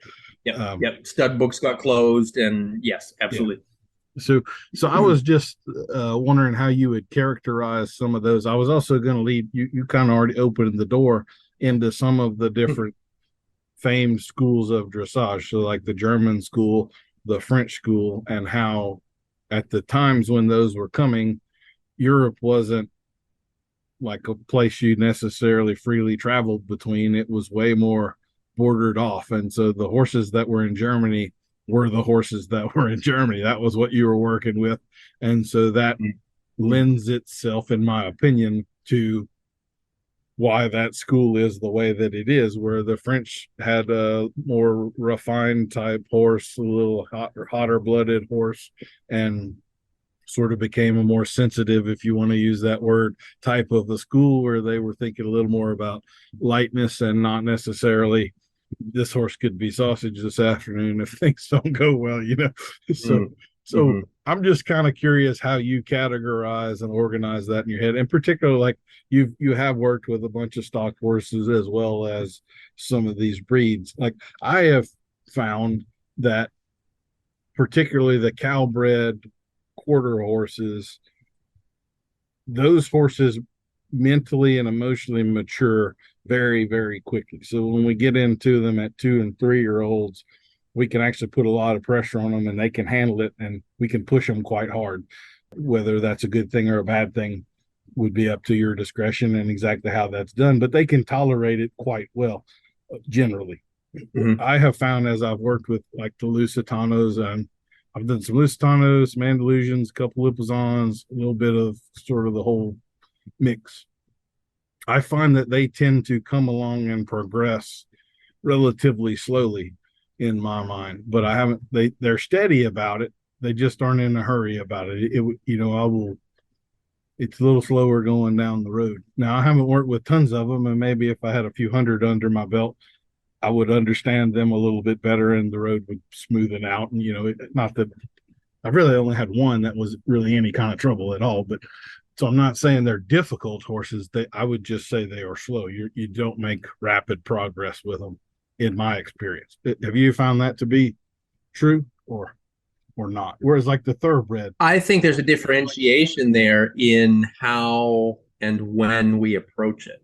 That's something that I think is really interesting. So when you, I'm not going to say that I think you're wrong in that thought process, but one of the things that I've noticed as being pretty consistent with my teachers and with a lot of the schools that I've seen in Spain and Portugal is those horses generally stay out in the fields until they are 4-year-olds, right? So where we come in with, and again, it's the king's we. I'm generalizing with this. We start our quarter horses on average at about their 2-year-old year, 2 to 3-year-old, right? The Portuguese and Spanish horses generally are in the field until they're 4. And again, that's a generalization too, because everything adjusts to to society as it modernizes and things like that. But one of the things that I've found is that because they wait that length of time and they're out in the fields, they come in obviously different physically, because they've got 2 years more of growth before they've actually had interaction, right? And again, totally generalizing. But what I find with them is that they do tend to start working on collection sooner. And the reason is the physical structure of the body. Okay. The physical structure of the body says that in order to carry the rider, we need to develop these other muscles sooner. Okay. So like I had a discussion with Rafael Soto from the Royal School in Spain, who was my teacher, my primary teacher, the first year that I went there as a student. And it was in his philosophy, if I'm remembering the conversation correctly, it was in his philosophy that if you don't start working on the piaffe with a horse before they're 7, they won't have the muscle development to make it an easy thing for them to do. And I thought that was really interesting, talking about, how the structures of the body grow and growth plates and, all the things that we get into. So I think it is different. And I think there's a difference in maybe how we might work with them to help achieve the same task. So we might be starting half steps, which develops into piaffe, with an Iberian horse within their first year of riding. And again, I'm just generalizing, right? Within their first year of riding, where with the quarter horse, maybe you might have waited for several years because he was, as Ray used to call one, square enough, right? He was solid enough over all four legs that he could carry the rider without you being worried about the weakness. Whereas these other horses, potentially, you had to do more on the calisthenics side of things to help them build up to that strength. So we're talking about work in hand, right? And that's where my addiction to the work in hand comes in. So we're talking about work in hand to calisthenically build the horse's muscles before the encumbrance of the rider, so that then they're able to carry the rider in a better way. Okay, well, let's get into the in-hand stuff a little bit, and I'll be totally candid here. I have done pretty much none of that sort of work. I mean, I joined you on as a participant on your live course that you did the other night on the difference between groundwork and in hand, and I've done a lot of groundwork. I would actually consider myself kind of a minimalist as far as groundwork goes. I do as much as I need to, but not really a whole lot more. I think some people do way more than they should. I want that as an avenue I can approach if, let's say, later my horse gets hurt or something and I need to build him back up, or things take a turn and they get a little sour. If I haven't done tons of groundwork, I now have another avenue I can approach the horse from and maybe help that relationship or help to physically. So I think you can actually do damage doing too much groundwork, but I really do no in-hand work. And here I have this Lusitano, and maybe I should be, although I have to say he is like riding an elephant. He is a tank. So That's great. Yeah. But so with the in-hand work, this is one of the thoughts that I've had. I guess some similar to my thoughts on the equitation thing. I don't think that you can, how would I put this? I think that the in-hand work is more a supplement to, not a replacement for. So I didn't get into this with Nishan, but it was one of the things that he had said when I had him on the podcast, that you could take a horse all the way up to the Grand Prix level with in-hand work and have tempi changes and all of that stuff on there. I don't think that means that you now climb into the saddle and all of those skills are at your disposal. I don't think having it in hand is the same thing as having it in saddle. Now, maybe it doesn't take you years to get there, right? But the horse isn't used to, as you put it, the encumbrance of the rider, the feel of the legs on their barrel. All of these different things are now something that is new and gets thrown into the mix and has to be factored in and gotten used to and gotten comfortable with until it's mastered, and now you and the horse are one thing. So I don't feel like the in-hand work fully gets you there, I guess. And maybe no one's really claiming that it does, but I feel like sometimes it's pushed in that way, almost as a replacement for. So I'll leave it to you now. Go ahead. I love the way that you said that. And what I would say is that in my experience, the ability would be there, but the skill might not, because of exactly what you said. They wouldn't understand the leg aid. They wouldn't understand the seat aid because they haven't felt it.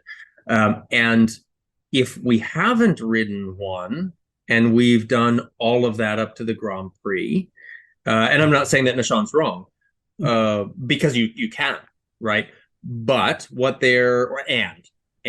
what those horses would be relying on would be the position of the handler on the ground and the feel from the rein and the position and aids from the whip. They wouldn't, if you hadn't ridden them, they wouldn't understand the seat of the rider or the legs of the rider. So there would still be a learning curve for the translation of that, or for the transition of that. One of the things that I find really helpful, let me take a step back. One of the things that I will delineate is people ask, when do you start the in-hand work? For me, as a generalization, I don't start in-hand work until a horse is confident carrying a rider at all three gaits. wearing a snaffle bridle. Okay. Now, there's a reason. I'm not saying that you can't do it sooner. You certainly can. But my reason for that is confidence and consistency. Okay. And I would go so far as to say honor from our perspective of telling the horse, this is what this means. This is what this other thing means. So let's say you're climbing on a young horse that's not had any in-hand work. He gets spooked. You have to bend him with the bridle. You have to guide him with the halter if you're riding him with the halter, or whatever the gear is, right? He gets spooked. You guys get out of balance. He negotiates it. You navigate it together. You move on. Everything's fine, right? Okay, build from there. Let's say you educate a horse in hand, in the bridle, to where he understands fully well how to function his body at all those gaits and in all of the lateral positions and within these balances. And then you climb on, and he gets scared of something because he's not used to you being up there, and you get out of balance and you pull too much on one rein, or you squeeze too much with one leg or something like that. Now he says, whoa, wait a second, you lied to me. You told me that everything was perfect as it came through the bridle, right? And now we've had this deviation where things aren't perfect. I think, and maybe it's just in the back of my mind, that I'm a little worried that I might lie to one in that sense, in air quotes. I think that we could run into problems of trust later on if we don't have one confident carrying the rider first before we introduce our idea of what I would call perfection in the contact, perfection in the balance, and perfection in the position of the body when it comes to the type of movements that we'd be asking for in hand. So that's why I wait until one has a foundation, right? And now foundation can mean different things at different levels, right? So for me, he's got to be confident carrying the rider, walk, trot, canter, right? Or gallop, rein back, whatever your idea of the primary gaits are. And as a generalization, also out on varied terrain. I want to make sure that if I make a move above him, it's not going to scare him, right? I want to be able to make a mistake and have that horse have a sense of humor enough to say, that's because he's human, and humans are kind of dumb, and I know that I can manage, and I don't have to be worried about that, right? But if I never teach him, because let's face it, humans are dumb, right? We get on a horse, and when was the last time that, maybe don't answer this, Daniel, but when was the last time we crawled around on all fours and made gaits like a horse does, right? We're bipedal, we're not quadrupedal. So it's easy for us to get deviated from the center of that saddle and out of position and out of motion from the horse, particularly when things go sideways, right? Or when things head south, or however you want to call that.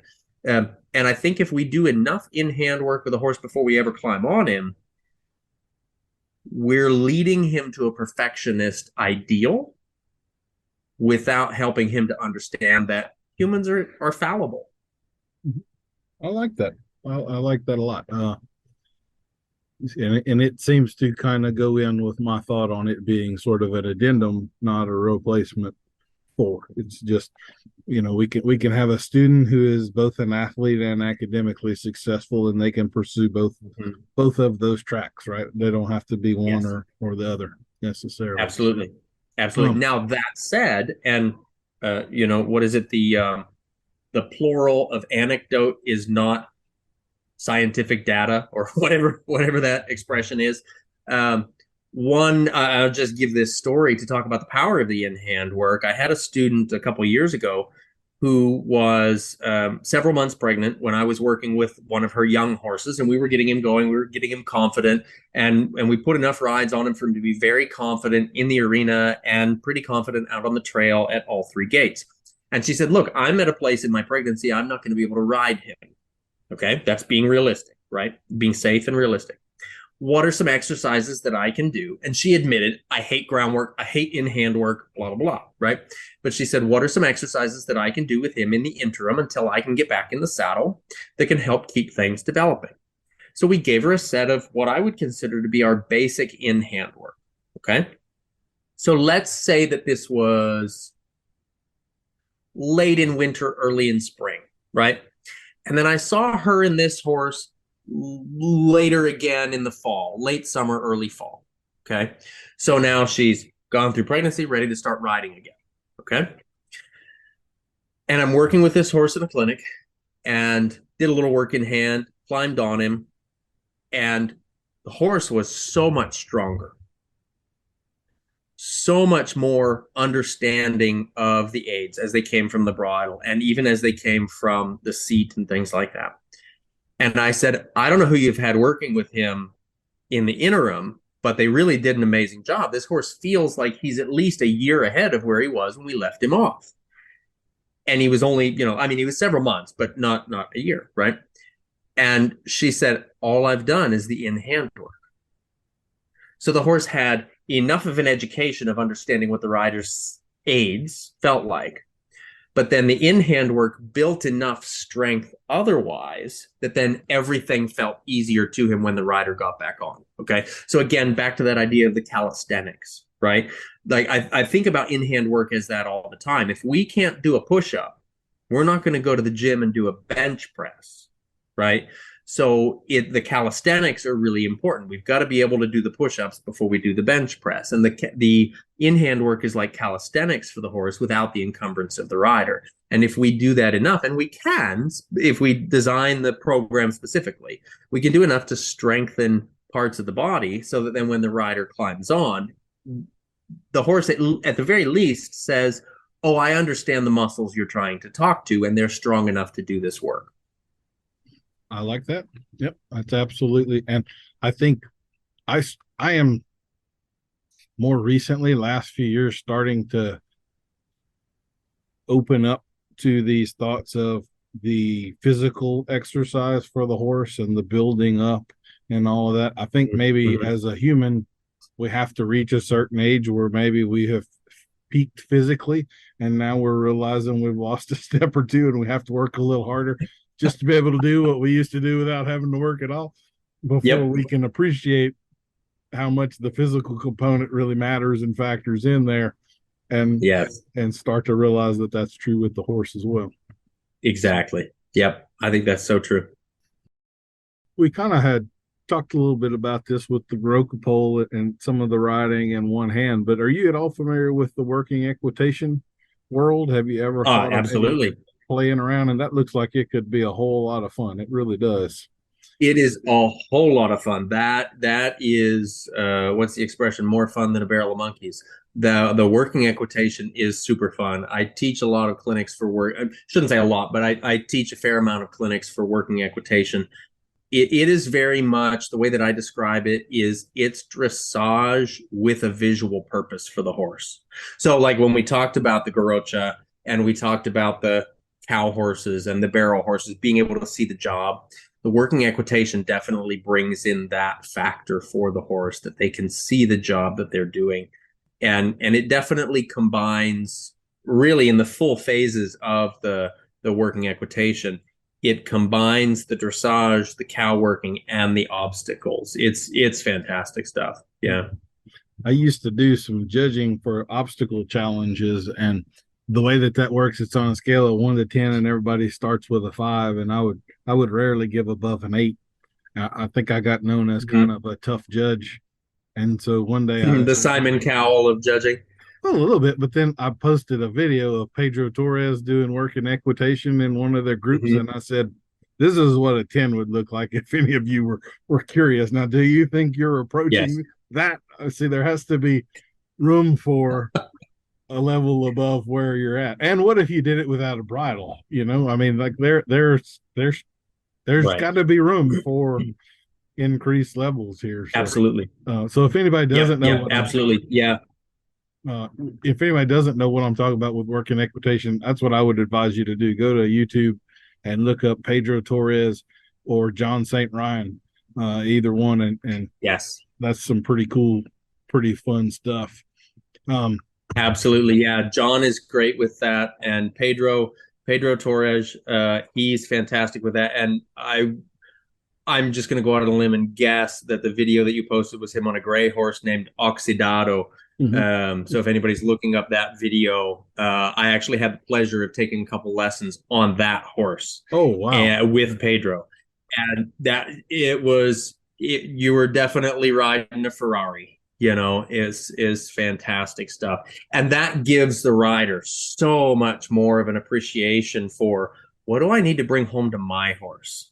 Where do I need to be? How much do I need to understand to bring this back to my horse? So, yeah.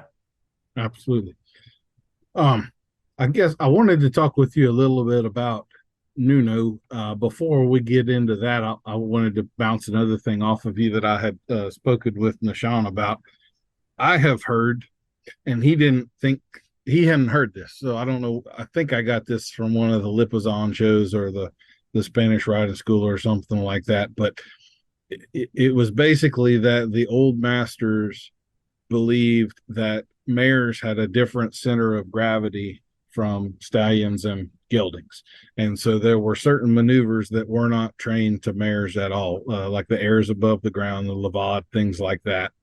Have you heard that, or would you believe that to be true, or in your experience that's absolutely not true, or what? I really don't recall where I got that from, but I remember like the moment it was said, that stuck out in my head as I don't think that's right. But anyway, what are your thoughts?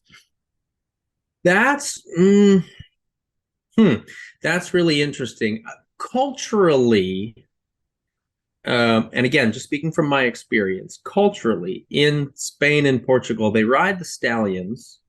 They rarely geld anyone, and the mares are baby machines.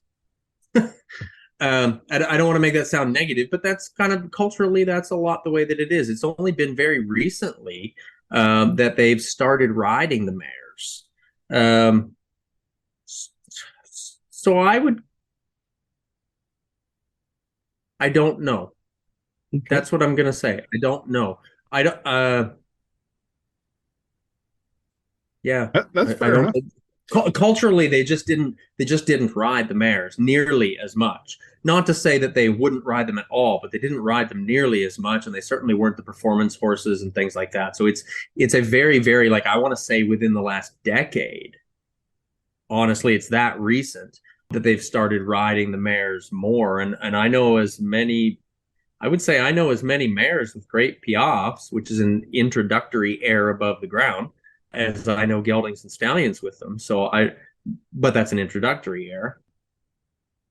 I don't know. I'm gonna say I would need a whole lot more information, and I think that may be an assumption just based on a cultural precedent. Maybe so. So let me ask you this: within humans, there is actually a difference there. So there are a few little physical tests. I was telling Nishan about this one. If you stand arm's length away from a wall and you place a chair, like a dining room chair with its back to the wall, and then you bend over and put your forehead on the wall and pick the chair up, a man will not be able to stand up. You think you can. You'll watch somebody do it and go, oh, yeah, that's no problem. I could easily do that. You will be locked. You will not be able to stand up. And a woman can.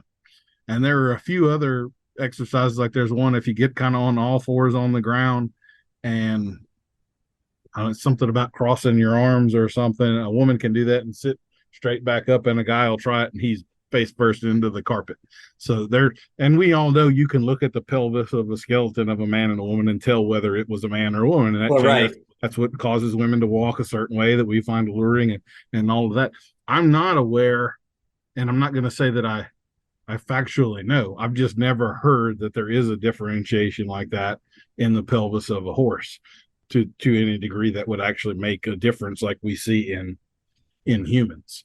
So I just wanted to bounce that off of you. Well, that's interesting too, because like with humans, female pelvis tends to have a more naturally anterior tilt, right? Which would lend, one could assume, to more tension there to be supportive, where a man's back tends to be more straight, right? So then there would be, I don't know. I don't want to get too much into the physical side of that stuff, but That's an interesting question, and that would certainly be one to dive into, as even if just as a point of curiosity. Yeah, that's interesting. I've always kind of been a little tickled by it. Maybe I'll get Gerd Hirschman or one of those one day on here and find the answer, because there's got to be somebody out there that knows exactly what's going on there. So absolutely, let's get into Nuno. He is hands down my favorite of the contemporary masters, and of course, I haven't had the opportunity to work with his former apprentices the way that you have, but there are enough videos and stuff of him riding, and I mean, I love watching. He's just sitting up there relaxed and calm. He's got his hat on, he's riding in one hand with a little cigar. It looks like he's thinking about going fishing this afternoon or something like that. His horses are as relaxed, no dripping foam out of the mouth. They're always a little bit ahead of the vertical, and beautiful, everything that dressage should be, in my opinion. So tell us a little bit about some of your connections there and this Portugal and Spain trip that you make every year, and then we'll get into some of the other offerings that you have within your business. Cool. Yeah. So I've been fortunate. Like, of course, I didn't get the opportunity to work with Nuno personally. He passed before I was knee-high to a grasshopper, as far as I understand it. And I have been lucky, though, to work with Mark Russel and to work with Bettina Drummond, who spent quite a bit of time with Nuno. And to be perfectly honest, she would be more one to speak to about him as a horseman and him personally, because I haven't had the opportunity to work with him. But I've had the opportunity to work also with Senor Luis Valença of the Valença Equestrian Academy, and that's where I go in Portugal each year, and I take groups of students there. And he was a principal apprentice to Nuno for a long time. And so as far as I understand, we get a lot of what's really close there. He has a lot of personal photos of Nuno working horses in his office and things like that. It's really great to look at those and to talk about stories that came from those photos and things like that. But from the stories that I understand, Nuno was a consummate horseman, and he was always studying. And it didn't matter, it seems, from the stories that I've heard, it didn't matter what the background was, he was studying it. So I've heard Bettina talk about him studying Steinbrecht, who was German, right? Whereas the big claim is that Nuno was more on the French side, Boucher and Guérinier. So, and there always seems to be this kind of theoretical, dogmatic at odds of, are you French? Are you German? Are you Spanish? Are you Portuguese? Are you blah, blah, blah? Are you one of the bloody Americans that can't decide what we want to be? So you're chocolate covered banana flavored pepperoni enchilada, right? Like you're all the things thrown together and you don't know what you are. But the biggest, what I can speak to my experience based on the folks that I've ridden with that have ridden directly with Nuno, is that there's a deep understanding of the horse and how it needs to function in the body to carry the rider in order to perform the movements that we're asking of them, regardless of whether you would call it a German movement or a French movement or a Portuguese move. Like, regardless, it's about understanding where does that specific horse need to be. And that's the thing I think, and maybe I'm deviating off the question here, but that's the thing that I think is really important to think about when we talk about which school do you like the best, which school, what type of dressage suits you best, right? Well, it's, what were the Portuguese and the Spanish riding? Well, they were riding bullfighting horses, right? Those horses come out of the womb doing canter pirouettes, right? What were the Germans riding? They were riding more, we could say, more the plow horses, the cold-blooded horses that started to get some hot blood influence, so they became the warm blood horses. So the body type, the body style, and the natural tendencies based on conformation are going to be very different. So of course the style is going to be different, right?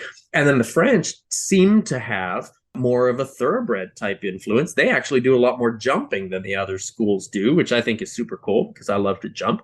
I'm not saying I'm very good at it, but I enjoy it. And so their horsemanship is also different within all of that, but it's based on, I'm going to say, the body style of the machine they're operating, right? Mm-hmm. To come at it from kind of a man perspective right there, which, I'm not much for mechanics necessarily, unless it's a body. I like to joke that if it doesn't wear hair, fur, fins, or feathers, I don't understand it. But, if we think about, if you're going to go drive a race car, you're probably not going to drive a Dodge Neon and try to go to a Formula One race, right? Like, you're operating a machine that isn't built for that, right? So you would, dependent on the type of horse that's being used, the exercise is going to be different, right? And that's one of the things that I think is absolutely fascinating in the lessons that I've had and the conversations that I've had with Bettina Drummond, who, I may be wrong, but it seems as though she's spent kind of the majority of the time with Nuno, of all the people that we could talk about, all the people I've spent the time with anyway, is you can have a lesson with her and she can break down. Like, the first 15 minutes, we were in the manner of Boucher. And for the half an hour that followed, this was more in the Guérinier style of how we got this same thing done and that sort of thing. She's fantastically sharp with understanding and knowing the deviations of the same exercise operated slightly differently. And she's made a life study of that, and that's fascinating to me. And that's one of the things that just seems to really come up, is the astuteness of the students with that. And one of the things that I've always tried to do is really be the best student that I possibly can be, because as much as I love to teach and I love to share what I know, I am most comfortable and most happy in a student role. One of the things that we kind of talked about earlier and said we would get into was contact. And this is one of those subjects that I like to talk about. Yeah, this could be an episode all to itself. But what would be some tips you would give people, or some of the most common issues that you see that could stand to be improved through the world of riding in contact?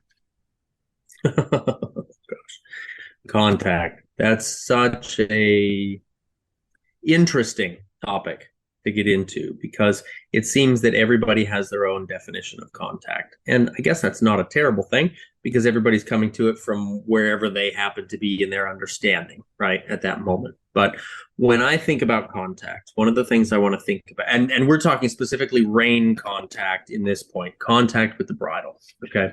And we're talking about it specifically from the dressage perspective. Dressage of any seat. So this would be as suitable for your working equitation as it would be for your Western dressage, as it would be for your gaited dressage, as it would be for your more traditional or classical dressage. What I like to think about is the bit is much like the ballet bar. The ballet bar gives the ballerina a point of reference. It's not a bar to do pull-ups on, and it's not electrified to keep her afraid of touching it, or him afraid of touching it. So when we talk about contact with our horse, that's where I want to be. I want to feel like it's a point of reference, and like the ballerina is seeking the contact with that as a point of reference. Can I shape my body and reach to that? Okay. And maybe that's too vague of a description, but that's really what I like to think about with that. And so when we see riders that are, I'm going to say, jabbing and jerking on the reins to say, get off my hand, get off my hand, get off my hand, that the horse is coming behind the bridle, right? Which may or may not be behind the vertical, which is something that we mentioned earlier. It's basically, if the horse is afraid of the contact of the bit, he's coming behind it, even if just emotionally, right? Then he's not going to be using his body in a way that's reaching to it. So a lot like you had mentioned, you referred to it as turtling, right? Mm-hmm. You can cause contraction by jerking on the reins, right? But if you're just a jerk at the reins, that's like what is there as far as contact goes. But what we also don't want is, like, I part of me hates the expression having the horse on the bit, because we see plenty of horses that are kind of like my daughter was in her first time of ballet, doing pull-ups on the ballet bar, right? Mm-hmm. Like it wasn't a point of reference. It was something to pull her body up on, right? And we see that sometimes with horses too, where they're on the bit to the point where every ounce of their body weight is on that bit. And that's not appropriate either, because then they're simply just leaning. And we could talk about the biomechanics of how that works, to where now the sternum is just diving to the ground and the horse cannot help but be on the forehand because of the action, either from the rider or from the horse, right? But we want to really think about that horse lengthening the top line to reach to the bit. So that's why I prefer to the bit rather than on the bit. Mm-hmm. To get that idea that the horse is reaching out, the horse is actively seeking that. And again, that the bit is the ballet bar as a point of reference, and the rider's reins through our seat, through our hands, through our positioning, simply adjusts where the ballet bar hangs in front of the horse's chest. Okay. But the idea is that the horse is still seeking that connection to the bit. I like that. I like that a lot. I can't stand watching people who are on the bit to the point where it looks like if they suddenly gave the horse slack, he would tip over and his nose would go into the dirt. He'd fall down. Absolutely. Like a lot of times I relate our levels of dressage as levels of ballroom dancing. Like for a young horse, for say an intro training level, first level horse, that would be like the kind of connection that if you were dancing a waltz with your dance partner, what kind of connection do you have there, right? Neither one of you should be pushing or pulling each other, but you have a soft connection together between your bodies, right? If you get up to the more high level, now we're talking more about tango, you can have a much more close, intimate contact, right? And you can likely do more because of the addition of your partner. Like you look at Fred Astaire and Ginger Rogers, Ginger climbs the darn wall, right? Because of what Fred can be there to support. But they're still not pushing or pulling each other in that sense, right? And that's more like our higher level collection work there, right? Nobody's pushing and pulling, but you can do more because of the framework of each other in those moments. And I think that that's important to think about also, though, when it comes to introducing the contact. So a lot of us from a Western perspective or foundational perspective, and I'm trying not to pigeonhole anybody, because again, I mean, we know I've come from both worlds.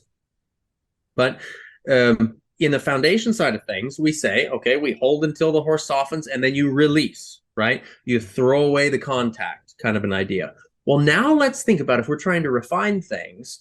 And Daniel, if you and I are waltzing together, which would be interesting enough in itself, but if we're waltzing together and I feel like, and you feel like we've had a couple really good steps together, and I step back and break contact, what are you going to think? You're not going to think, wow, that was really great. You're going to think, what did I do wrong that now there's no contact? Where did that point of reference go? Right? Mm-hmm. So what I see as being a challenge when it comes to first integrating or grafting this idea of having connection is that riders can sometimes too quickly then throw the horse away, which then becomes a balance issue in itself. Right? So we want to help the horse learn to find what we would refer to as their self-carriage inside that connection, working up eventually to collection, which is much farther away than self-carriage is from a, if we were thinking in a linear perspective. But when the horse finds that balance, we want to let him be there for a moment. Okay. Kind of like if you didn't have training wheels on your kid's bike, and you put them into balance, and then you let go of the bike, what's going to happen? They're going to fall down, right? They're not going to learn anything from that. But you can hold delicately, right? And you can be there and stabilize so that they can find that balance and be in that balance. And then before they know it, they're cruising on their own. But that comes down to the tact of the rider, or in that case, the tact of the parent or the coach with the bicycle in their hand, right? So it can be a challenging thing to talk about, I think, particularly if we haven't experienced it before. But then you've got the other side of it where it's the push me, pull you, or I'm going to jab you with my spurs and I'm going to pull you back with my hands, and that's not really contact either. That's just contortion and compression. Yeah. I always view it, I do start things out sort of in the I'm gonna ask very softly, and when you yield to me, I release and so forth. But Totally. then it sort of develops into I'm holding you a little bit more and a little bit more. Mm-hmm. But there's a balance there, because if you don't hold enough, then we don't get the results that we need, and we're not developing the relationship. If you hold too much, then you can get them braced, you can totally avoid self-carriage. So there's always kind of Exactly. this balancing act. And then for me, because I'm trying to get a horse into a bridle and be riding them with lots of slack, there's then a weaning off of contact that takes place, where they're then responsible for their own self-carriage and their own collection, or more fully riding to the seat, where maybe when we're riding in contact, the bridle's 25% of the equation. When we get up to that level, now it's 5%, 1%, until it's nothing, right? And that's sort of how I have viewed it. I like the way that you describe self-carriage in there. I feel like that's something that we see a lot less often than we're told we see.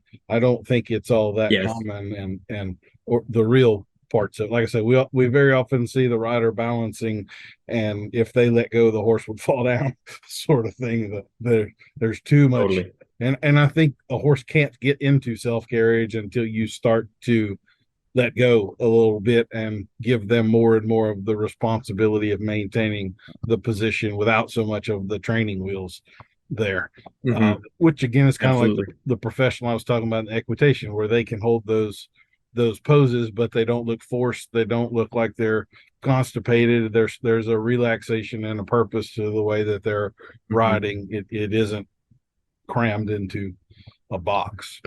One of the other things Absolutely. Well, and I think it's important that we understand what self-carriage actually is, right? Like, I know when I was growing up and when I was young and early in my career with the foundation side of things, the Western horsemanship side of things, and again, I'm not trying to downplay any of it, but when you would talk about self-carriage, the thought was, well, the horse is just carrying himself, right? Which would mean that you can throw the slack away and he'll maintain what he's doing. That's not self-carriage. And I think that's where we run into a challenge with all the push me, pull you kind of stuff, where self-carriage basically means that the horse has developed enough strength in the carrying muscles of their body that the weight of the rider does not deviate their natural balance in their basic gaits at the very beginning of things. Okay. So, like, when we think about the horse, and I use this analogy a lot whenever I teach lectures, but let's talk about the horse by himself in a natural balance. Let's say he's a naturally well-balanced horse at the trot. 50% of his weight is on the forehand, 50% of his weight is on the haunches, and he's operating in those diagonalized pairs, right? Now, when you put a rider on top, the horse carries 2/3 of the weight of the tack and the rider on the forehand and only 1/3 on the haunches. It's just the nature of how it operates. There's no deviation of that. Okay. When you put that together, now the horse is more than 50% on the front end, right? The whole weight balance in total, he's more than 50% on the front end. So unless he's developed enough carrying power behind through the systematic schooling and gymnasticizing that you've done, unless he's developed enough strength to shift his own weight back, because he's not shifting your weight back and he's not shifting the weight of the tack back, because it's always 2/3 on the front end, right? So he has to shift his own weight back in order to go back to that natural balance of 50-50 that we would call self-carriage. Now imagine for a second that horse is carrying himself in that 50-50 balance with the rider and the tack on. And imagine, poof, you snap your fingers, the rider and the tack disappear. The horse now has more weight because he doesn't have to compensate necessarily, right? But he's got more weight on the haunches than he does on the forehand. What would we call that? Collection. right? So the initial state of self-carriage is a horse being able to find collection within their own body. And this to me is where the in-hand work can be really helpful, right? To specifically isolate a hind leg, to develop more strength and more ability to articulate in the joints and things like that, so that they can begin to carry more weight on the haunches, so that then they can carry the weight of the rider and the tack without it deviating them heavier to the forehand, right? And there's been studies done about the amount of weight shifting to the forehand that puts more pressure on the front legs that causes navicular syndrome. And I believe it's something as simple as 2%, okay, which is not a lot of weight. That's less than the weight of a rider and tack on the horse, right? So essentially, if we're not riding toward collection, we are riding toward navicular, because there's no middle ground if we're up there on the horse, right? As Charles de Kunfi would say, there is no riding in neutrality. You're either building him up or you're breaking him down. So we got into breaching the subject of collection right there. And to me, that brings up another one of these areas where I feel there is a dichotomy in how things are described. So one of the foundational gaits would be the canter, and anywhere you read stuff about the canter, it always takes the time to describe that it's a 3-beat gait and so on and so forth. When you get into collection, however, and you truly achieve it, there are many, many, many times where it breaks down into a 4-beat gait. So you mentioned like canter pirouettes a minute ago. I've watched lots of those in slow motion. I don't think that's possible to do without it being a 4-beat gait. I think there are a lot of other maneuvers where that sort of thing is exemplified. The horse, one of the ways I've heard collection described that I really, really like is that it is a lowering of the 3 major joints of the hind leg. So the horse, that's part of how they transfer weight. They flex those joints, which takes a tremendous amount of strength to be able to squat and hold that position. But when they do that and they start to do certain maneuvers, the diagonal pair of the canter breaks up and we get kind of hind foot, front foot as it starts to hit. And the pirouette to me is the most readily understandable and most easy to see place where that happens. So am I missing something in there, or what? Is it just understood that when you get more complete and more complex that's going to break up and we're just not going to talk about it? Because the 4-beat canter is almost always described as a terrible thing. And I think what they're generally meaning there is what we would call a trope in the Western world, where the horse is loping on the front end and kind of trotting on the front end and hasn't really committed to the canter. But on the other extreme of that, when we have a truly collected horse, we do still have a distinct 4-beat gait, but it's the ultimate canter, if you want to think of it like that. So what would be your thoughts there? Am I just too nitpicky or what? No, I don't think you're being too nitpicky. I think that there comes a place of great variance. Eventually, we're going to have 25 walks, 48 different trots, and 56 different canters, right? So one in particular that I'm a big fan of is the school trot, okay? Where a lot of people would say they don't even know what that is. They don't know what the school trot is. The school trot is a trot that is so dramatically slowed that the horse can no longer rely on kinetic energy. He has to rely specifically on the function of the stabilizing muscles, okay, the balancing muscles. So we see a lot of horses that go around and they're trotting just because they were trotting and now they're still trotting and they're like an avalanche, right? And they're just going to keep on going because they've kept on going and boy, they can't get stopped, right? So I love when Charles de Kunfi refers to it as the difference between kinetic energy and cultured energy, right? So when we talk, so going into we talked earlier about the definition of words, right? When we describe a trot, we say that a trot is a 2-beat gait with a period of suspension between the diagonalized pairs. When you get into a school trot, there is no period of suspension. When you have a Western jog, The difference between a trot and a jog is that the jog does not have a moment of suspension.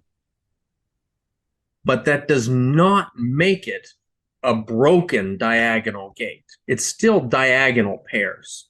Okay.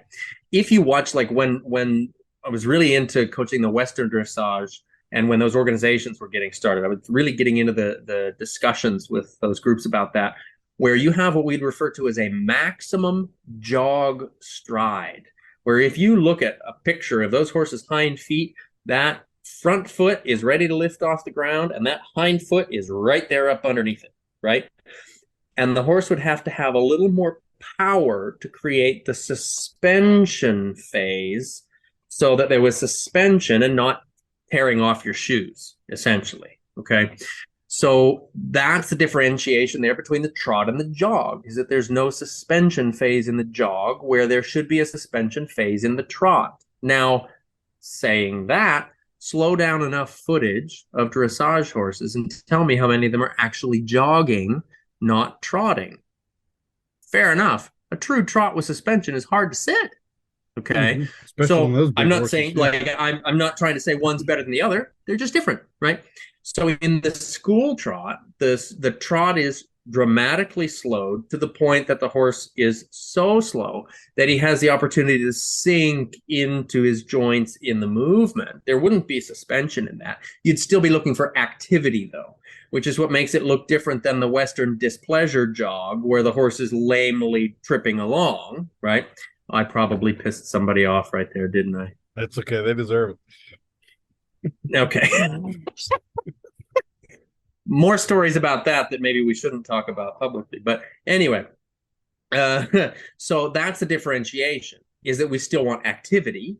We just don't want speed, right? And so we would call that like the lowest form of energy and speed. And then the lowest form of speed, but the highest energy would be the piaffe. Okay, where the horse is still or nearly still, right? Creeping forward very, very incrementally, very, very little, and still trotting in place, okay? Where you still wouldn't have suspension, because you can't have suspension in those moments necessarily, right? So going into the canter, talking about what you were talking about there, we have also a school canter. The difference in canter and lope, English and Western, the difference in canter and lope is that the lope does not have a suspension phase. The canter is defined as a 3-beat gait with a moment of suspension, where the foot fall phases are outside hind, diagonal pair, inside front, moment of suspension, then outside hind, diagonal pair, inside front. Okay. In the lope, you can have those 3 beats, but you don't have the suspension. That doesn't necessarily make it a 4-beat canter. Okay. It just means that there isn't enough push, okay? The idea of suspension is that you have to have enough propulsion, okay, or impulsion. You have to have enough push to bring airtime, okay? Now, you can also slow down more to the point where you become a 4-beat gait, okay, the 4-beat canter. Now, when we look at the Western displeasure horses, when we talk about the troping, the reason that that is a 4-beat is because the deviation is there, that the diagonal pair is broken, okay? The school, and there's not the activity, okay? In the school canter, you also lose the suspension phase, but you keep the activity, right? Now in the pirouette, your aim comes pretty close. You're still looking at that suspension where the horse is potentially lifting from the haunches. So collected canter into pirouette, okay? But now the question is, why do we have a hind foot landing before a front foot? Okay. This takes us into a slightly different conversation that's part of the same vein, where we talk about advanced placement. Okay. Diagonalized advanced placement.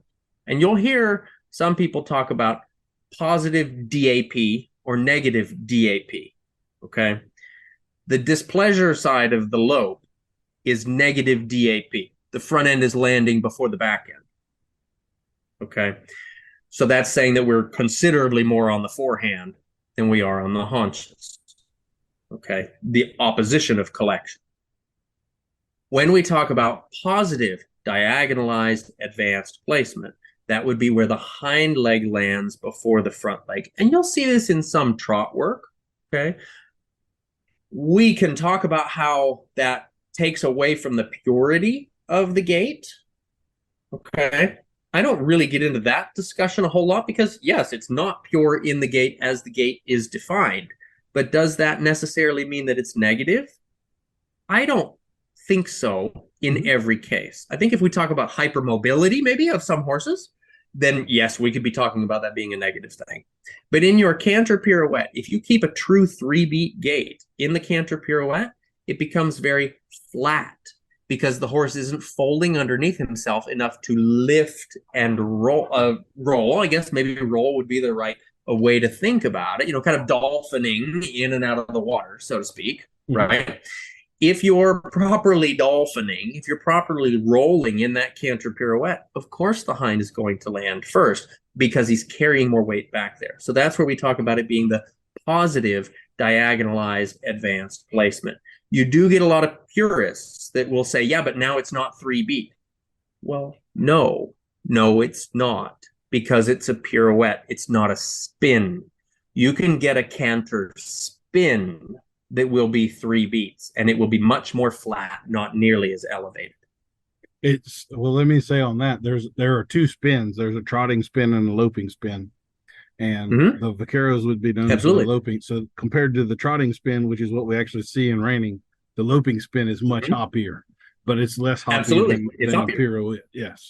So, yep, absolutely. And that would take you closer to the purity of the canter in that hopping spin. Yeah, absolutely. They just lose the activity of the hind in that they're staying grounded rather than picking up and moving. Bingo. And there can be a couple reasons for that, right? They can lose the ability to carry behind, or they can lose the energy to maintain if they were carrying behind. So there's a strength issue that comes into that, and an endurance issue depending on what you're doing. For sure. Yep. So one other thing, well, I've got a couple other things. I guess we'll stick with the gait stuff for now. In your groundwork versus in-hand work, I was absolutely eaten up with the spoon. You talking about the rein back and differentiating it into a completely separate gait and one that needed to be treated like a gait and improved like a gait and so forth. This is probably the biggest, what I would call a problem or a real opposition I have with dressage is the lack of backing horses up that is in there, or the lack of appreciation for it. And to me, it is such an important aspect, and particularly if we're talking about strengthening and conditioning a horse, that backing them up just adds so much strength to the hindquarters and the loin and the ability to carry. It's like a cheat code. And I have never understood how dressage had not figured that out and incorporated it. And I know there are some. Here was another question I was going to have for you, is sort of the difference between classical and what we might call modern show dressage. So all of the people that I've had on here so far have been classical dressage people, which I respect and appreciate. The modern show dressage is almost like rodeo to me in that I can't hardly watch it because there's just so much going on there I disagree with that, it's hard for me to watch. So on the rein back, would you get into some of your thoughts on that and the importance of it and how you are treating it as a completely separate gait for your purposes? Yeah, absolutely. Good. Yes, let's start with rein back. So, yes, the rein back is a natural gait that the horse has. It's just not a common natural gait that the horse exhibits. Just like walking backwards is a natural gait for the human, but it's not a common gait for the human. Right. And there's actually, I had a student last year, maybe 2 years ago, who had heard me talk about the rein back as a gait and how therapeutic it can be for the horse. And she gave me a printout study that they've done on people walking backwards and how beneficial it is for low back pain and several different things. But the low back pain was the big part that's sticking out to me right now in my remembrance of the article. So they use it as therapeutic exercise for people. It's a natural gait that people have. It's just one that we don't use very frequently. So we tend to get away from it, and then we lose the therapeutic benefit of it. And when it comes to the rein back with our horses, I tend to find, generally speaking, I would say our dressage riders say, well, I don't need it until third level, second level, whatever, right? And they've changed where it is. And there used to be a swinging where you'd come backward and then you'd go forward a few strides, and then you'd come backward a few strides, and then you'd go forward again. So there was a swing to it. Okay. And I believe that they've completely taken that out. Mostly because it's damn difficult for most people that aren't schooling it, right? And this is where competition deviates from classical principles, okay? Because it's got different reasons. But anyway, then I also find within a lot of disciplines, rein back is used as a punishment. It's, you didn't listen to my hand or my seat. You get back here. I'm gonna, whatever. Mm-hmm. And what I think is really important is that the rein back is never a punishment. Okay. Now, I'm not one that believes necessarily in punishment anyway. I think that there's offerings of clarity, but not necessarily offerings of punishment. But that comes back to a whole philosophical side of things. But what can be really challenging is creating the rein back as a gate if we use the rein back as a punishment. Because now you're saying, that thing I beat you up with, now I want you to do a lot of it. No, horse says, well, what are you talking about? And so of course he brings tension in his body for it, right?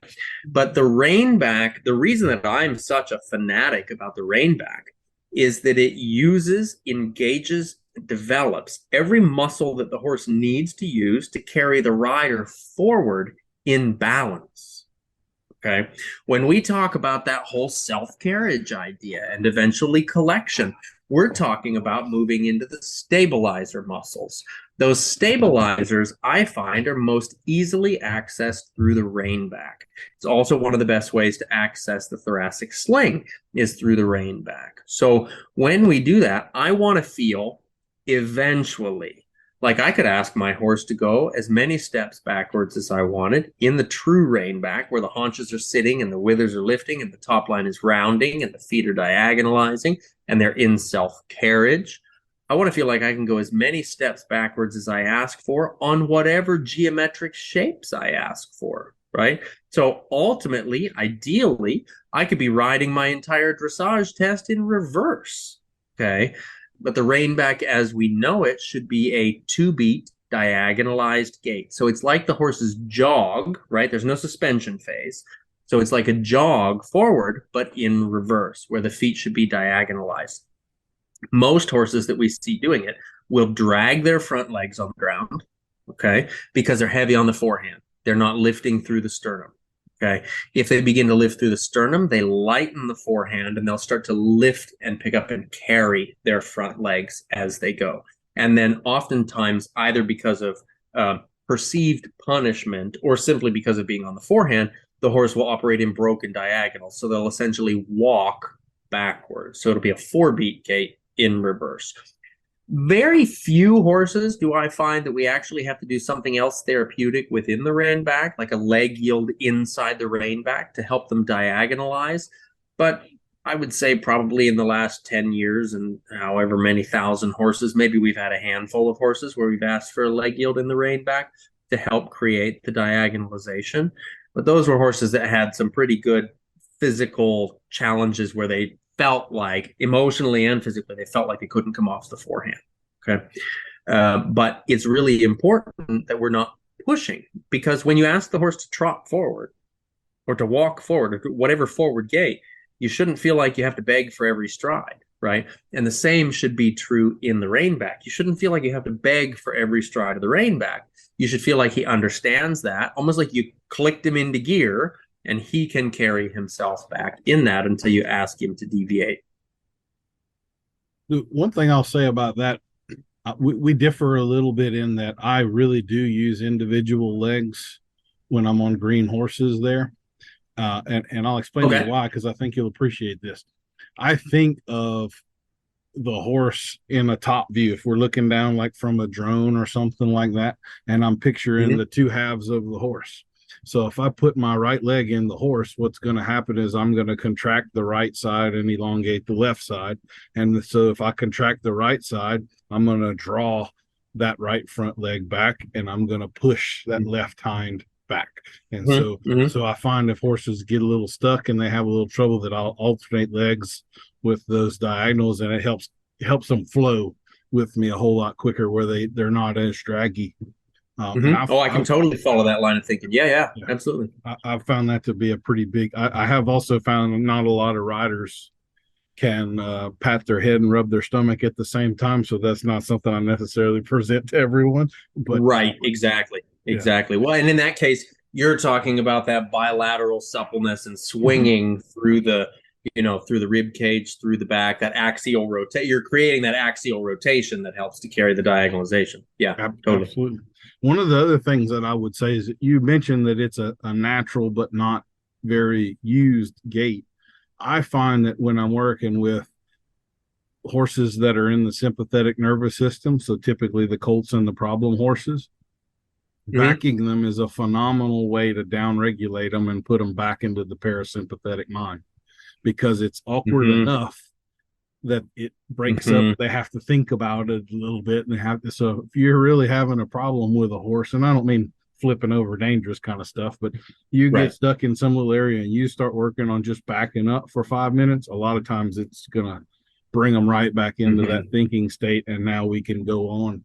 But like you say, you can't be punishing them with that and then wanting it to be a viable tool also.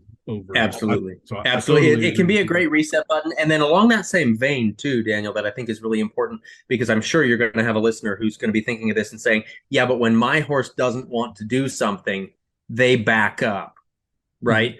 So you'll see sometimes horses will use that as an evasion, okay?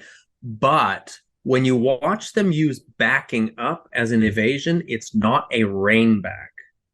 Right. And that's where I differentiate. A horse that's backing up as an evasion almost always has the head in the air, has the back dropped, and they're dragging their front legs. They're not round in the top line. They're not necessarily diagonalized. They're certainly not carrying back in the front legs, that sort of thing. So when I teach that, we might have, and I'm exaggerating when I say this, and I use this analogy in clinics all the time too, to help people understand the difference. But you might have a horse back up 17 laps around the arena before he gives you 2 steps of rein back, right? Because it's very separate from that.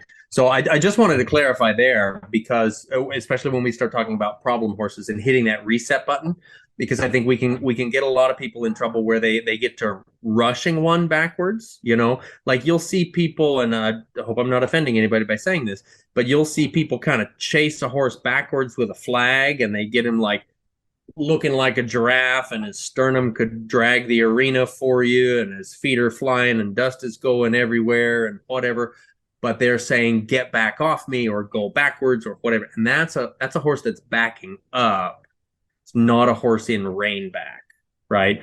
And so when you're talking about resetting one, I'm fairly certain, based on the discussions that we've had up to this point and in the past, that you're actually aiming for that true rein back, where there's a softness and a rounding in the top line, and there's all the pieces that we talked about right there, which is, I'm with you 1,000%. That's a great way to hit the reset button. In fact, when I'm teaching in handwork, and a lot of times even with students when they're horseback, I'll tell them, if anything goes wrong, halt, rock back, or rein back and reset. Like it's such a mantra, we could make a t-shirt out of it, halt, rock back, rein back, reset, because the rein back is such a great reset. I refer to it often as the ultimate rebalancing gait, because it uses all of those stabilizer muscles. It engages the rebalancing muscles. And this is where, with the dressage riders, I tell them, if you can't rein back properly, you don't have a half halt. Because the idea of the half halt is to help the horse rebalance. Well, if you don't have the gait of rebalancing, how are you going to have a forward moment of rebalancing within that if you haven't developed it through your rein back? Well, this is one of those things that I wonder if it's more influential in some of the differences that we see within breeds as well, because like these quarter horses are typically going to be introduced into the rein back much sooner, and thus start developing that extra strength immediately, where like you say that Lusitano, we waited a couple more years to start. Now we need to spend a few months developing before we're at the same place this horse was at 2 years prior. But it's not so much breed, it's more culture.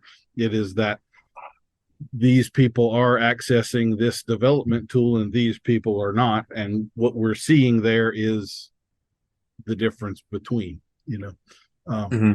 Yeah, and I think you could at the same time be looking at a combination of both. I think all of that would be a super interesting study for somebody to do. It would be. Yeah. So one other thing I wanted to talk with you about, this is similar to the contact issue in that I think a majority of people are going about this the wrong way, or maybe don't have the map in their head as completely as we might like. So let's try to fill in the map for them a little bit. And this is the difference between straight and stiff, because I don't think those are anywhere near the same thing. And I think a whole lot of times what people are calling straight, I would call stiff. So what would be your thoughts on that? Oh boy. Yes, sir. Yes, sir. So I think about straight. So we could have straight like this pencil is straight, right? And it's also inflexibly straight, right? I can't bend it. To me, that would go along the lines of what you're talking about as stiff. So there's a difference between arrow straight and geometrically straight. And that's how I tend to think about, right? And I'm sure there's way better ways of expressing it than what I'm gonna put out there. But geometrically straight would be saying that your horse's spine, the length of the spine, is following the geometry that you're aiming to ride. The arrow straight or the pencil stiff straight says, here's my circle, here's my horse's body, right, on that circle. Now, when we talk about that, we also need to understand that the fantasy of geometrically straight, right, is that a horse is flexing equally in every joint along the length of our geometry through the length of his spine. So let's say we have a 10-meter circle, right? Our idea is that the horse has an equal distribution of flexion through every one of those joints through the length of his spine. We also know that's impossible because they have almost no flexion in the withers. They have zero flexion in the pelvis and the sacrum, right? Laterally speaking, okay? And they have a very, very little flexion through the rib cage. They have an axial rotation that allows them to round, but it's not so much a flexion in that way. So we have it as an idea, but as a reality, it's not a thing, right? In that equal distribution idea. Yeah. But from the feel of the rider, it will feel that way when your horse is following the line. So it's interesting that you bring this up, because it's one of those topics that always brings me back to riding with Ray. And he would talk about riding a circle and riding a snake trail, right? And if you were following a cow, he would say you knock out the tracks of that cow and you just follow that and you snake trail that, or you whatever. You picture that circle in your mind. And it's one of those things that I do always, to the point where I do it subconsciously. But if I'm riding a circle, I picture that circle like there's an arrow. Like, I don't know if you've done any kind of construction or anything like that, but we have like the laser levels, right? Where it'll put that laser beam out there. I think about that laser level as drawing my geometry. And my idea is that I want my horse's left feet, front and hind, to be on the left side of that laser level, right? That laser beam. And I want his right front and right hind to be on the right side of that laser beam. And actually, something that I used to teach when I would teach, I used to teach 5-day clinics for cow working and for foundation work, and one was for trail riding. And one of the things that we would do is we would head out on one of the local, not frequently used highways, but it was enough of a used road that they had double painted lines on it around the bends. And I would task riders with, can you ride your horse's left front and left hind on the left yellow line, and their right front and right hind on the right yellow line as we go around this bend? That to me is more the idea of straightness, where there's a flexion through the spine, but it stays stable. One of the things that we can also run into if we, I don't want to say over foundation, because that doesn't fit necessarily. If we don't quite understand the foundation and we get one uber flexible, if our horse makes Gumby look like the Tin Man, then you can get a horse that it's like you're playing the damned hokey pokey with him while you're trying to ride a 20-meter circle. Like he's got a left foot in, he's got a left foot out, he's got, he's all over the place. That's a horse that has gone beyond straight and beyond flexible to the point of al dente, right? If we were cooking noodles. And so I joke a lot about al dente dressage. It's like the horse is so used to being put in different places that he can't hold himself in one stable place. And that's not good for the horse either. But I'll say, from the rider's perspective, some riders have to get to that point to realize that they got off track of their map. Yeah. Right? Like going back to the map that we talked about before, If you want the recipe of how to create the horse he's talking about, do a whole lot of quote unquote lateral flexion of putting his nose all the way on your toe and disengage the hindquarters about 80,000 times, and you will be there. That is how you create that train wreck right there. So that is one of my biggest. You too can ride al dente dressage. Yeah. So a couple of things that brought me off on. I love the way that you described it. One of the things I would say where I feel like contact becomes a problem here, I see a lot of horses in all of the disciplines. I'm not even going to just say English here, but like the Western disciplines as well, where a lot of contact is ridden.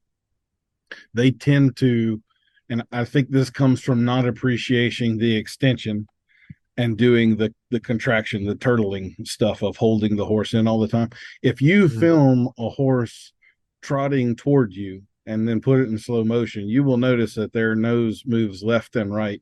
They go left side, that contraction spine I was talking about. And when they're ridden in contact by a rider that doesn't appreciate that or give the horse room to do that, they wind up doing what I compare to like a chicken. If you ever pick the chicken up and move the body around and the head stays in exactly the same place, that's what those horses wind up like. They no longer have the natural movement of the head. They wind up locked into this one spot. And locked is a word. There's a word for that, actually. And I just saw an article today that came out about that, and I can't remember what the word is for that, but there's a specific word for what that is. Yeah. And would that word, do you think that would be associated with relaxed or anything like that? Or does that word maybe more associated with tense, brace, things along those lines? Well, it's funny that you say that. And actually, I'm going to dive this in for the geeks and the nerds that are listening.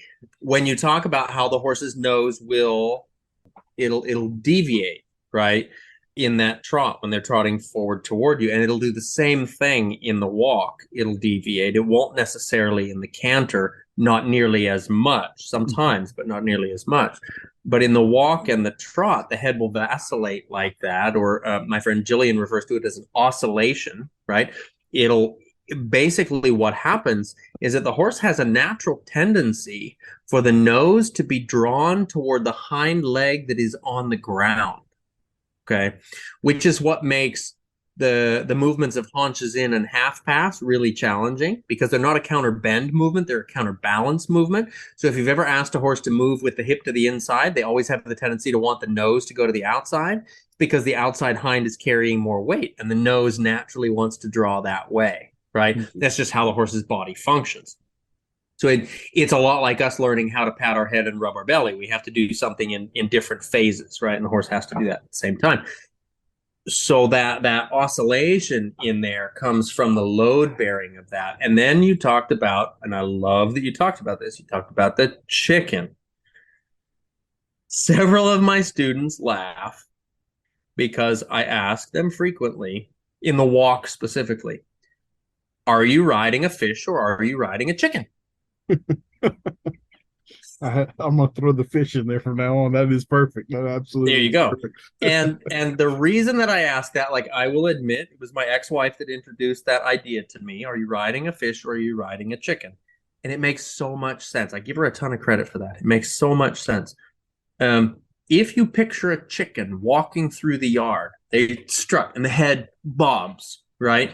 Well, chickens have pretty tight backs. I don't know if you've ever met a chicken chiropractor, but I've met a chicken chiropractor once, and they said that every chicken they work on, they have to adjust their back because they're so tight in the back. But now we're just getting silly.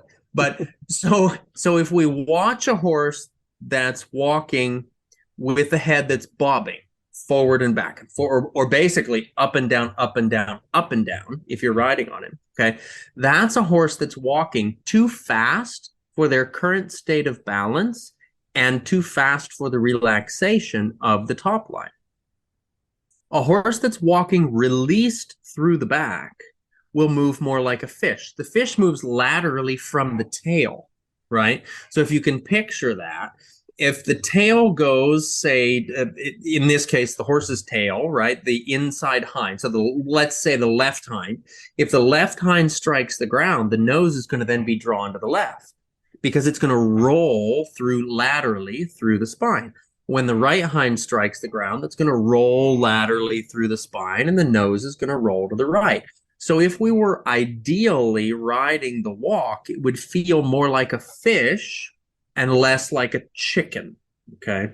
And so one of the things that we see it coached really common is when we're riding in contact, right? When we first start to learn to ride in contact, it's push the hands forward as the horse's head goes forward in the walk. It's like, well, why in the heck is the head going forward in the walk? Because he's walking like a chicken, right? If he was walking like a fish, it would be a little left give, right give, left give, right give, but it wouldn't be a push and jar, push and jar, push and jar like the chicken walk.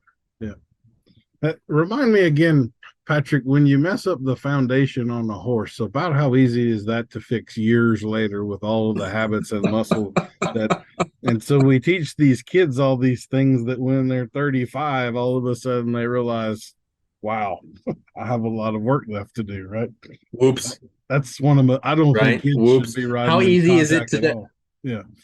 You need to be a pretty good rider before you start riding. It's one of those things that's so interesting. Yeah, it's so interesting because the horse is so much easier to change than the rider, right? Because to the horse, better balance always feels better. Better movement always feels better. Better posture always feels better. They don't hold the stories that we do. You know, like we hang on to the stories that keep us stuck in the habits, that keep us stuck in the thought patterns, that keep us stuck in the whatever. And I'm not saying that horses never have those things, right? Because of course that they do. But horses are more yoga junkies than we are. Like when you show them a position or a posture or a movement that feels better to their body, especially if you can set it up that they're the ones that find it, they want to get there as often and as frequently as possible, as quickly and as frequently as possible. Yeah. One of the things I've noticed over the years with the colts that I start is that one of the things I'm just naturally really good at is getting a horse to pivot on the outside hind front foot just within a couple of rides. I've got that down pretty darn good. Mm-hmm. You'll start seeing those colts a week later out there in the paddock, and they move that way naturally all the time by themselves now because they found that better way to move. And now it's just, you know, I'm not like working with them out there or anything. It just is becoming a better way to move Mhm. because they're finding the balance, appreciating it, and man, is life easy on the stuff I'm doing after that, which could get us into the Absolutely. And whole. that's something that's important to think about because, when we talk about riding, I don't remember which which writer it was, which master it was. I believe it may have been Xenophon who said something along the lines of, if the horse is not getting more beautiful in his body and his movements on his own by way of the work that we're doing, we're not doing the correct work. And I guarantee I messed that quote up, right? But that's the gist of it, is that if the horse isn't improving on his own, if he doesn't look better when he's out in the paddock because of the work that we did in the arena, chances are the work that we did in the arena was crap. Mhm. Well, I certainly agree with the sentiment. I actually do a fair bit of fighting dogma and stuff. Well, I certainly appreciate the old masters. They weren't right about everything. There are some things in those books that you should cringe at reading these days. My favorite thing Absolutely. to pick on is Xenophon has a quote in the art of horsemanship that I'm going to paraphrase here, but basically it is for a lazy horse. You need to get a friend to tie a mean cat to the end of a pole and shove it up between the Yes. horse's back hind legs. And that's in that book. Yes. And that's Xenophon. If you want to follow a classical master, the first classical master, then you need to tie a mean cat to a pole and shove it up Yep. between the back legs of a horse that's lazy. Yep. So there's some dogma for you. Absolutely. Sometimes classical isn't necessarily correct, right? Yeah. It's like we evolve in our understanding, you know? It's like actually that's super interesting because I have a couple friends in Portugal. One and I'm not going to name anybody, but one used to be a bullfighter and one is very against bullfighting.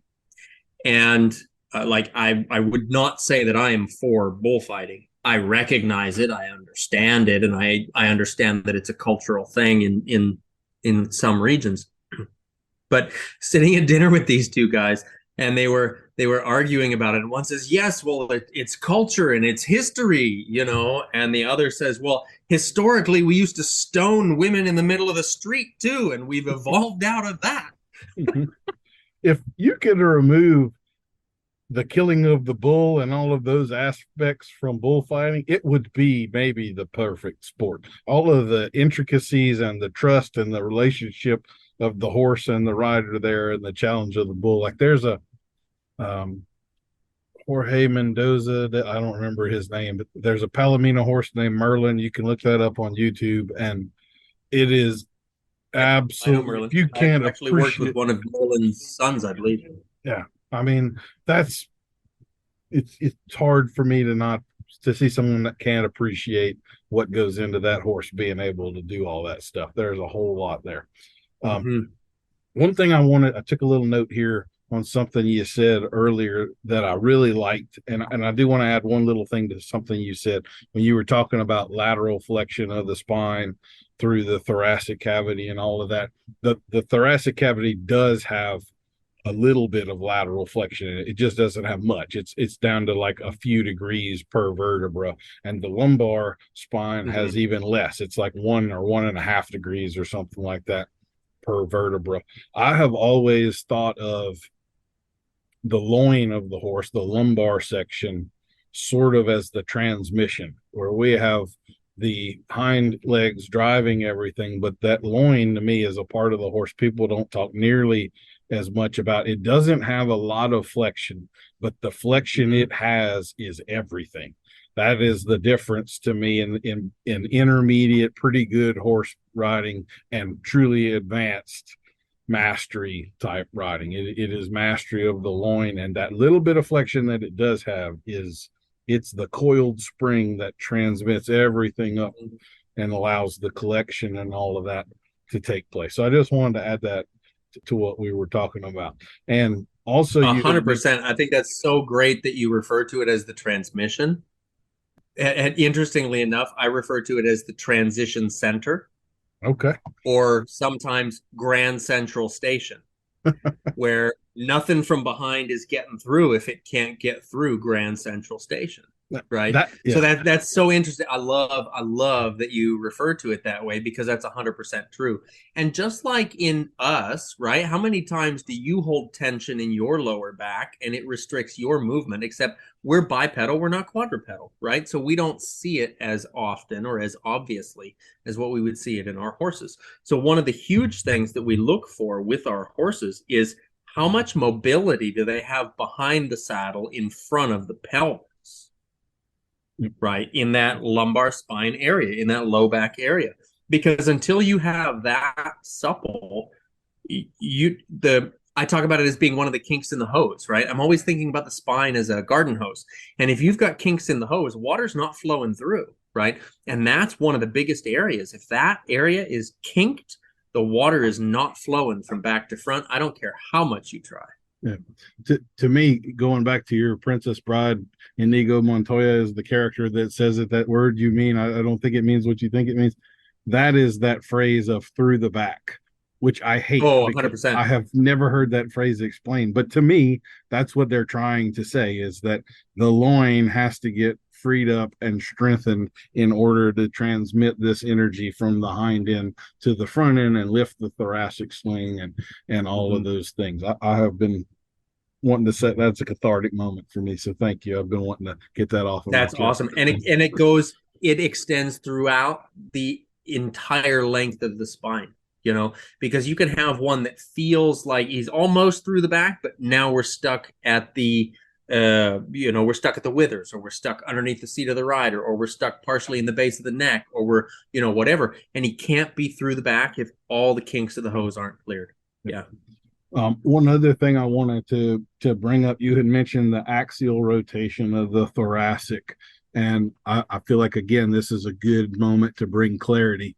One of those phrases we hear a lot is about horses that have dropped a shoulder, and dropped the shoulder is actually the exact opposite of what that horse is doing. They've actually rotated the thoracic sling, and the shoulder is raised so that the withers are lowered on the left side, or whatever. But the actual shoulder itself, the leg doesn't get shorter or longer, right? The scapula simply moves up toward the withers, or it moves down toward the sternum. What we would generally prefer to happen is that the horse does a kind of a scapular push-up and lifts the sternum and the withers up.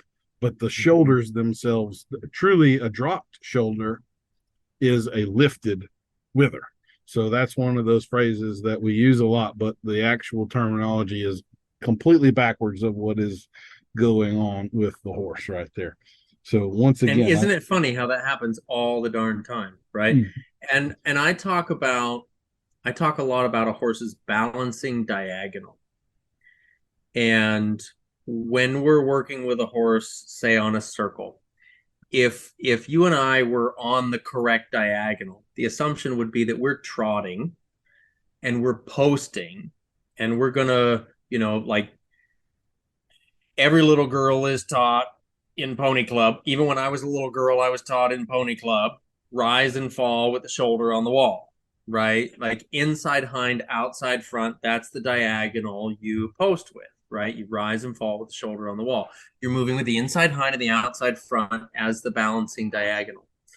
And so what we tend to think about, if you think about the horse in the canter, right? The footfall pattern of the canter is the outside hind, the diagonal pair, and the inside front. So the diagonal is the same as it was in the trot, the balancing diagonal. Okay. But we get into the walk, and those legs are not synchronized or syncopated. They don't move together. Okay. But that doesn't mean that they're not a balancing diagonal pair of legs. Right. And so what we think about, especially in the walk, is where I pointed out a lot, is that if a horse feels like he's stepping heavier into that inside shoulder, or he's dropping the shoulder, what that really, to me, means is that the horse himself is on the wrong diagonal. So it's a balance issue, right? So like if you and I are posting as we're riding on a circle, we could be on the correct diagonal. But does that mean that our horse is on the correct diagonal? Not always.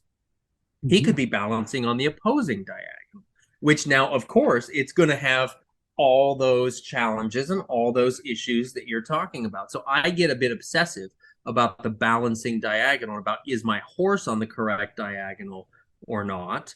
And then am I on the supporting diagonal for the balance or not? Which sometimes is inside and sometimes is outside, depending on the horse where his body might be. Because maybe we're working therapeutically for a horse and we need to be on a different one or something like that. See, that would also be one, assuming we don't have a physical issue, that we got a horse that just is out of balance and needs our help. That would be one of my times to violate the equitation rules. And I'm going to drag him over here with me and help him to see this is where the balance is. And as we just talked about with the colts, now that when they're addicted to yoga, right? That once they start finding the better balance and they start to feel it and get it, then it should take care of itself and I won't have to do that. It happens. I don't get tons of horses like this, but I've definitely had some over the career that just would not take a certain lead. I even had one I named Lefty, and when it may take you a month or two to get them to finally take that other lead, but normally once they do and they lope on it a little bit, it's then no longer a problem. They find unless there's like a pain issue, something that was really causing it to be that way. A serious, yeah, exactly. But once they sort of find it and they learn to balance and get a little bit comfortable on it, then it's never, you'll forget in 6 months that was ever something you fought for 2 months way back when. So absolutely. And that's the value to me of the leg yield. So the leg yield validates the proper balancing diagonal. So you'll also hear some classical purists that talk about, oh, we don't ever use the leg yield because the leg yield, blah, blah, blah, does whatever, hyperextension, hyper blah, blah, blah. To me, that's if you're using the leg yield incorrectly. If you're using a gradual, soft leg yield where the horse is connecting to the seat and finding the appropriate balancing diagonal, then that's going to help the horse find that correct lead. And to me, I almost never on a young horse ask for a canter without first asking for a leg yield to validate the balancing diagonal so that then we can break apart the legs that need to break apart while they're synchronized in the balancing diagonal in that case. And that's one of those things that I think is super interesting from the perspective of, do we leg yield, do we not? Because I have people ask me that all the time. Well, so-and-so says there's no value in a leg yield. Well, maybe they're not thinking of the leg yield in the right way. I'm thinking of it as a rebalancing, And one of the things that I teach riders, say on a circle or even on a straight line, is to find and feel the balancing diagonal. And so one of the things, and I love that you talked about this, as far as helping them find it, helping them feel it, and deviating from equitation. When the horse is really relaxed from the top line, we don't necessarily have to deviate from the equitation, but what we can do, let's say we're riding on a straight line, okay? And we're tracking left around the arena. I'll just say that as a generalization, right? But we're riding on a straight line. So because the world is a giant ball, we're really always riding on a circle anyway, okay? So the appropriate balancing diagonal, if we're tracking left, even on the straight line, would be left hind and right front, inside hind and outside front, right? But oftentimes, if left to their own devices, at the walk especially, the horse will bounce back and forth, left front, right front, left front, right front, okay? Which is what makes the walk, I think, one of the hardest gaits to ride well and well balanced and well connected without interference. But one of the things that I coach riders to is think about inside hind and outside front. And you can feel that horse, and you can watch it. You can feel the horse lock in inside hind and outside front. And then I tell them, think about the outside hind and the inside front. And immediately, like I almost don't get finished saying it, and the horse drops, as people would say, drops the inside shoulder, because he goes then from outside hind to inside front. Because if the horse is relaxed enough in the top line, they almost cannot help but respond to the subtle changes of our seat. And this is where the perfectionist side of the equitation can come from, okay? Not saying that we should never deviate, right? But saying if the horse's top line is really relaxed, we have in our brain and body connection what we refer to as the ideomotor response that says simply, you can't think a thought without your body making a change. Mm-hmm.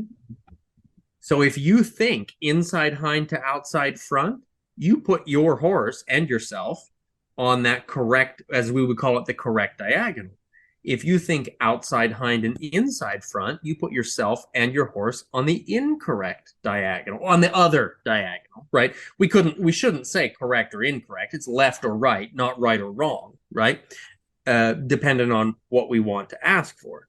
But if the top line is that supple and receptive, and that's the part too, is if the horse's back is receptive, the seat can be effective.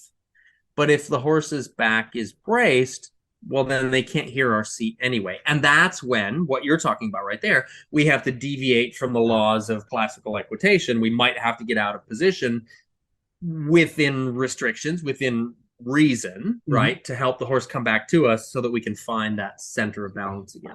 Yeah, I think about it as getting louder. I'm gonna deviate until they hear me, and then when they hear me, now we're having a conversation again. I got their back is back, and now my butt can talk to it as I want it to. Right. Yep. So, yep. It's all about let me clarify. Yeah. Let's talk about a little bit of your offerings as a teacher. You got this academy that you have launched online, and you've got your in-hand courses and all. So why don't you tell us a little bit about your offerings and sort of what entails participation in that? Like, I'm not sure if your academy is currently open to new students or not. So give us the lay of the land there. Yeah, absolutely. So I have started online because, actually COVID was the reason and the excuse to branch out more online. And I'd been doing more online teaching, virtual lessons. In a given day, I could be working with somebody in any darn country in the world, which I think is so fascinating that we've come to the point that we've got the technology to do that, just like we're having this conversation right here, right? But that's helped me to understand that I can help coach students or work with students, even if indirectly through video form, all over the world, even when they can't make it to a clinic. And so that's where I've developed. It's the Academy for Classical Horsemanship. If folks want to look up academyforclassicalhorsemanship.com, that'll take them to my online learning platform there. And within the academy, each month we have new videos that get released, and it's always been more videos than what I've promised. I promise one new video a month, but I always do 2 or 3. And within each of those, we have a Zoom call, and recently our monthly Zooms have been themed. So I'm going to hit you up actually to pull you into one of those at one point here when we can make it happen. But the themes have been varied. They've been focused on topics like clarity was one of our topics. I talked to Jack Ballou, our mutual friend, for several months for topics like the warm-up and the working session. And so we focused just on what's that warm-up look like and how do we best warm our horse up and things like that. I had a conversation for a while. For the 1 month, it was about breathing. And we broke that down and we talked about the rider's breathing and then the horse's breathing. And so we talked to a body worker about the horse's diaphragm and how that works, and to a yoga coach who coaches breath work for riders and how does that work, that sort of thing. So the monthly themes have been super cool. And we have also a community where it's kind of like a Facebook-ish, but it's not part of Facebook. It's its own separate platform for anybody that doesn't want to be part of the typical social media stuff. It's a separate thing from that, where folks can engage and interact, talking specifically about what they're doing with their horses within the academy, outside of the academy, that sort of thing. And I do have a premium side of that where we've got folks that do get 2 virtual lessons a month with me, and then they have their own individual Zoom sessions as well, where we can zone in because I keep it limited to only 12 students. So they get to focus really intensely on, so for this next hour and a half, we're going to talk about you and your horses, versus the large open community that doesn't have that virtual lesson piece of that, because there's only so much time, right, in the day to be teaching those. And that academy really focuses on all the functions or all the facets of horsemanship, from basic foundation work up through more advanced work. I've got in-hand work, I've got basic groundwork, I've got foundation horsemanship. We've got several videos of me starting young horses under saddle and coaching friends even starting young horses under saddle, up through the lateral work and things like that. I include lessons that I've been teaching and lessons that I've been taking. So like I put myself out on a limb there for folks to see where I get corrections and things like that. And that's all part of that base academy there. And the gist of it is, want to share all of it, right? Which sounds like a lot. But if you don't know, again, going back to the map analogy that we used earlier, if you don't know where you're aiming for, it's easy to get off track. Like if you don't know what that Grand Prix looks like, how do you know if you're starting that young horse to actually aim toward that? And granted, maybe that's not where you want to aim. Maybe you want to aim for some other track, right? But it's about knowing what's that track that you're aiming for in the long tail of it. How do you play the long tail strategically? Well, Patrick, we talked about the academy. Was there anything else that I have forgotten to ask you that you'd like to discuss with us? Yeah, so actually I have two things. One thing, I have a in-hand course that was developed several years ago when I first got into teaching virtually. Basically, I was one that I was a little bit slow and late to the party on the whole online teaching and that sort of thing. But I've got a whole in-hand course online that we refer to as Developing Balance in Hand. And if your listeners want to go to balanceinhand.com, that will take them to the information on that course. Now, depending on when this podcast goes on out or when people are listening to this, that course may be open or closed. That's not run by me. That's run by another organization. But if that course is closed, they can email me and I'll make sure that they can get into that. I can send contact information for that. But that talks about the in-hand work from super basics when we talk about releasing the pole, and it coaches all the way up through beginning pee-off work in hand. So that's a pretty comprehensive course right there. And one of the things that I also wanted to mention for all of your listeners is that, you know, we talk so much about our aids and how important our aids are and the timing of our aids and how our horse can only understand the aids when they're given in time with the footfall. So one of the things that I wanted to offer to all of the listeners is that if they are interested, they can go to academyforclassicalhorsemanship.com/opt-in. So it's opt-in with a hyphen, right? So academyforclassicalhorsemanship.com/opt-in. And that's going to let them access a video actually where we break down the timing of the aids within the horse's footfall. And where if you ask for whatever it is you're asking for, if you apply an aid at this particular moment of footfall, what's that actually going to do to your horse? And how is your horse going to be able to respond? Because if we think about it, there's 4 phases, and we didn't talk about it in here, but I'm just going to give a generalization real quick. There's 4 phases to every step that a horse takes. And there's 4 legs underneath the horse, right? So 4 phases and 4 legs. That means in every stride, there's 16 individual moments that happen. And the one thing that we want to have happen is reliant on us asking at the 1 in 16 phases, right? Otherwise, the horse will either say, nope, sorry, don't understand it, or hang on, wait, I have 14 other things to take care of first, and I'll get back to you, right? So the video that link will allow them to access really helps them understand each individual phase of footfall and how they can appropriately ask for what it is they want from their horse within the right timing of that. Because it is really essential. The horse can only understand the aids as they're given in time with the footfall. You got to prepare the position for the transition to take care of 100%. Right? 100%. You prepare the position for the transition. The transition takes care of itself. 100%.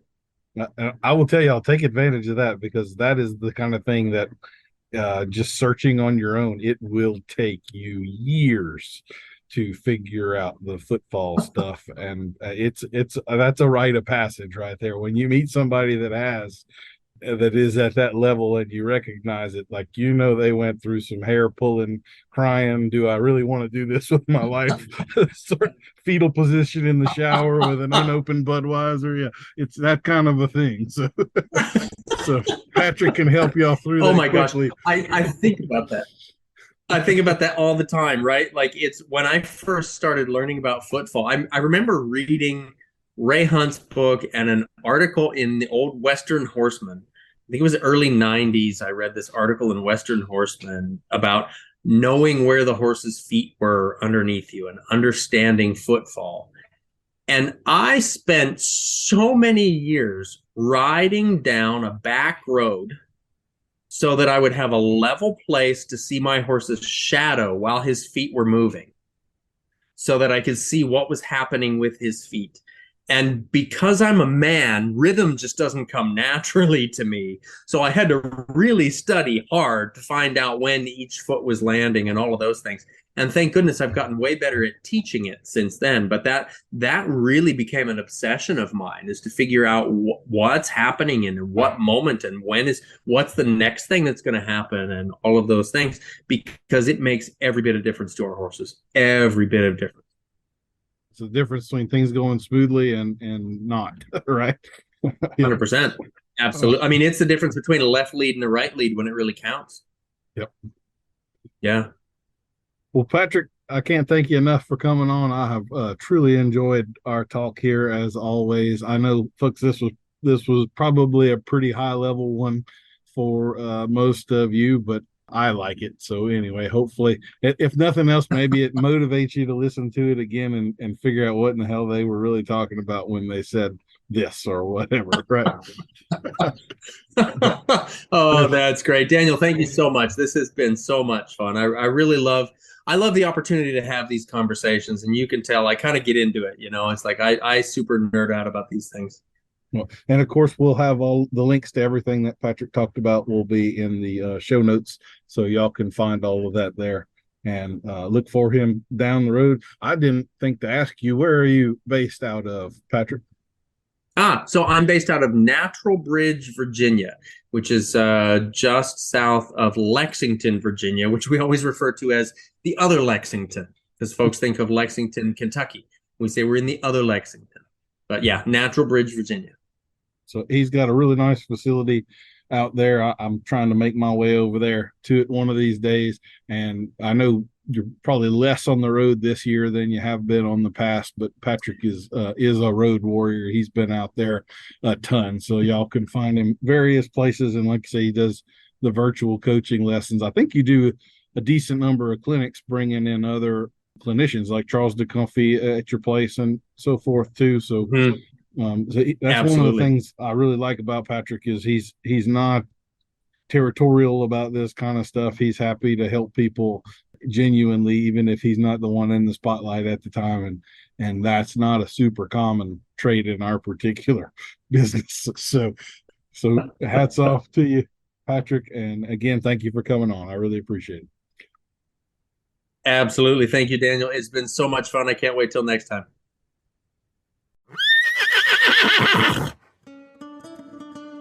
We'll see you next week for another episode of Adult Onset Horsemanship. I've been your host, Daniel Dolphin.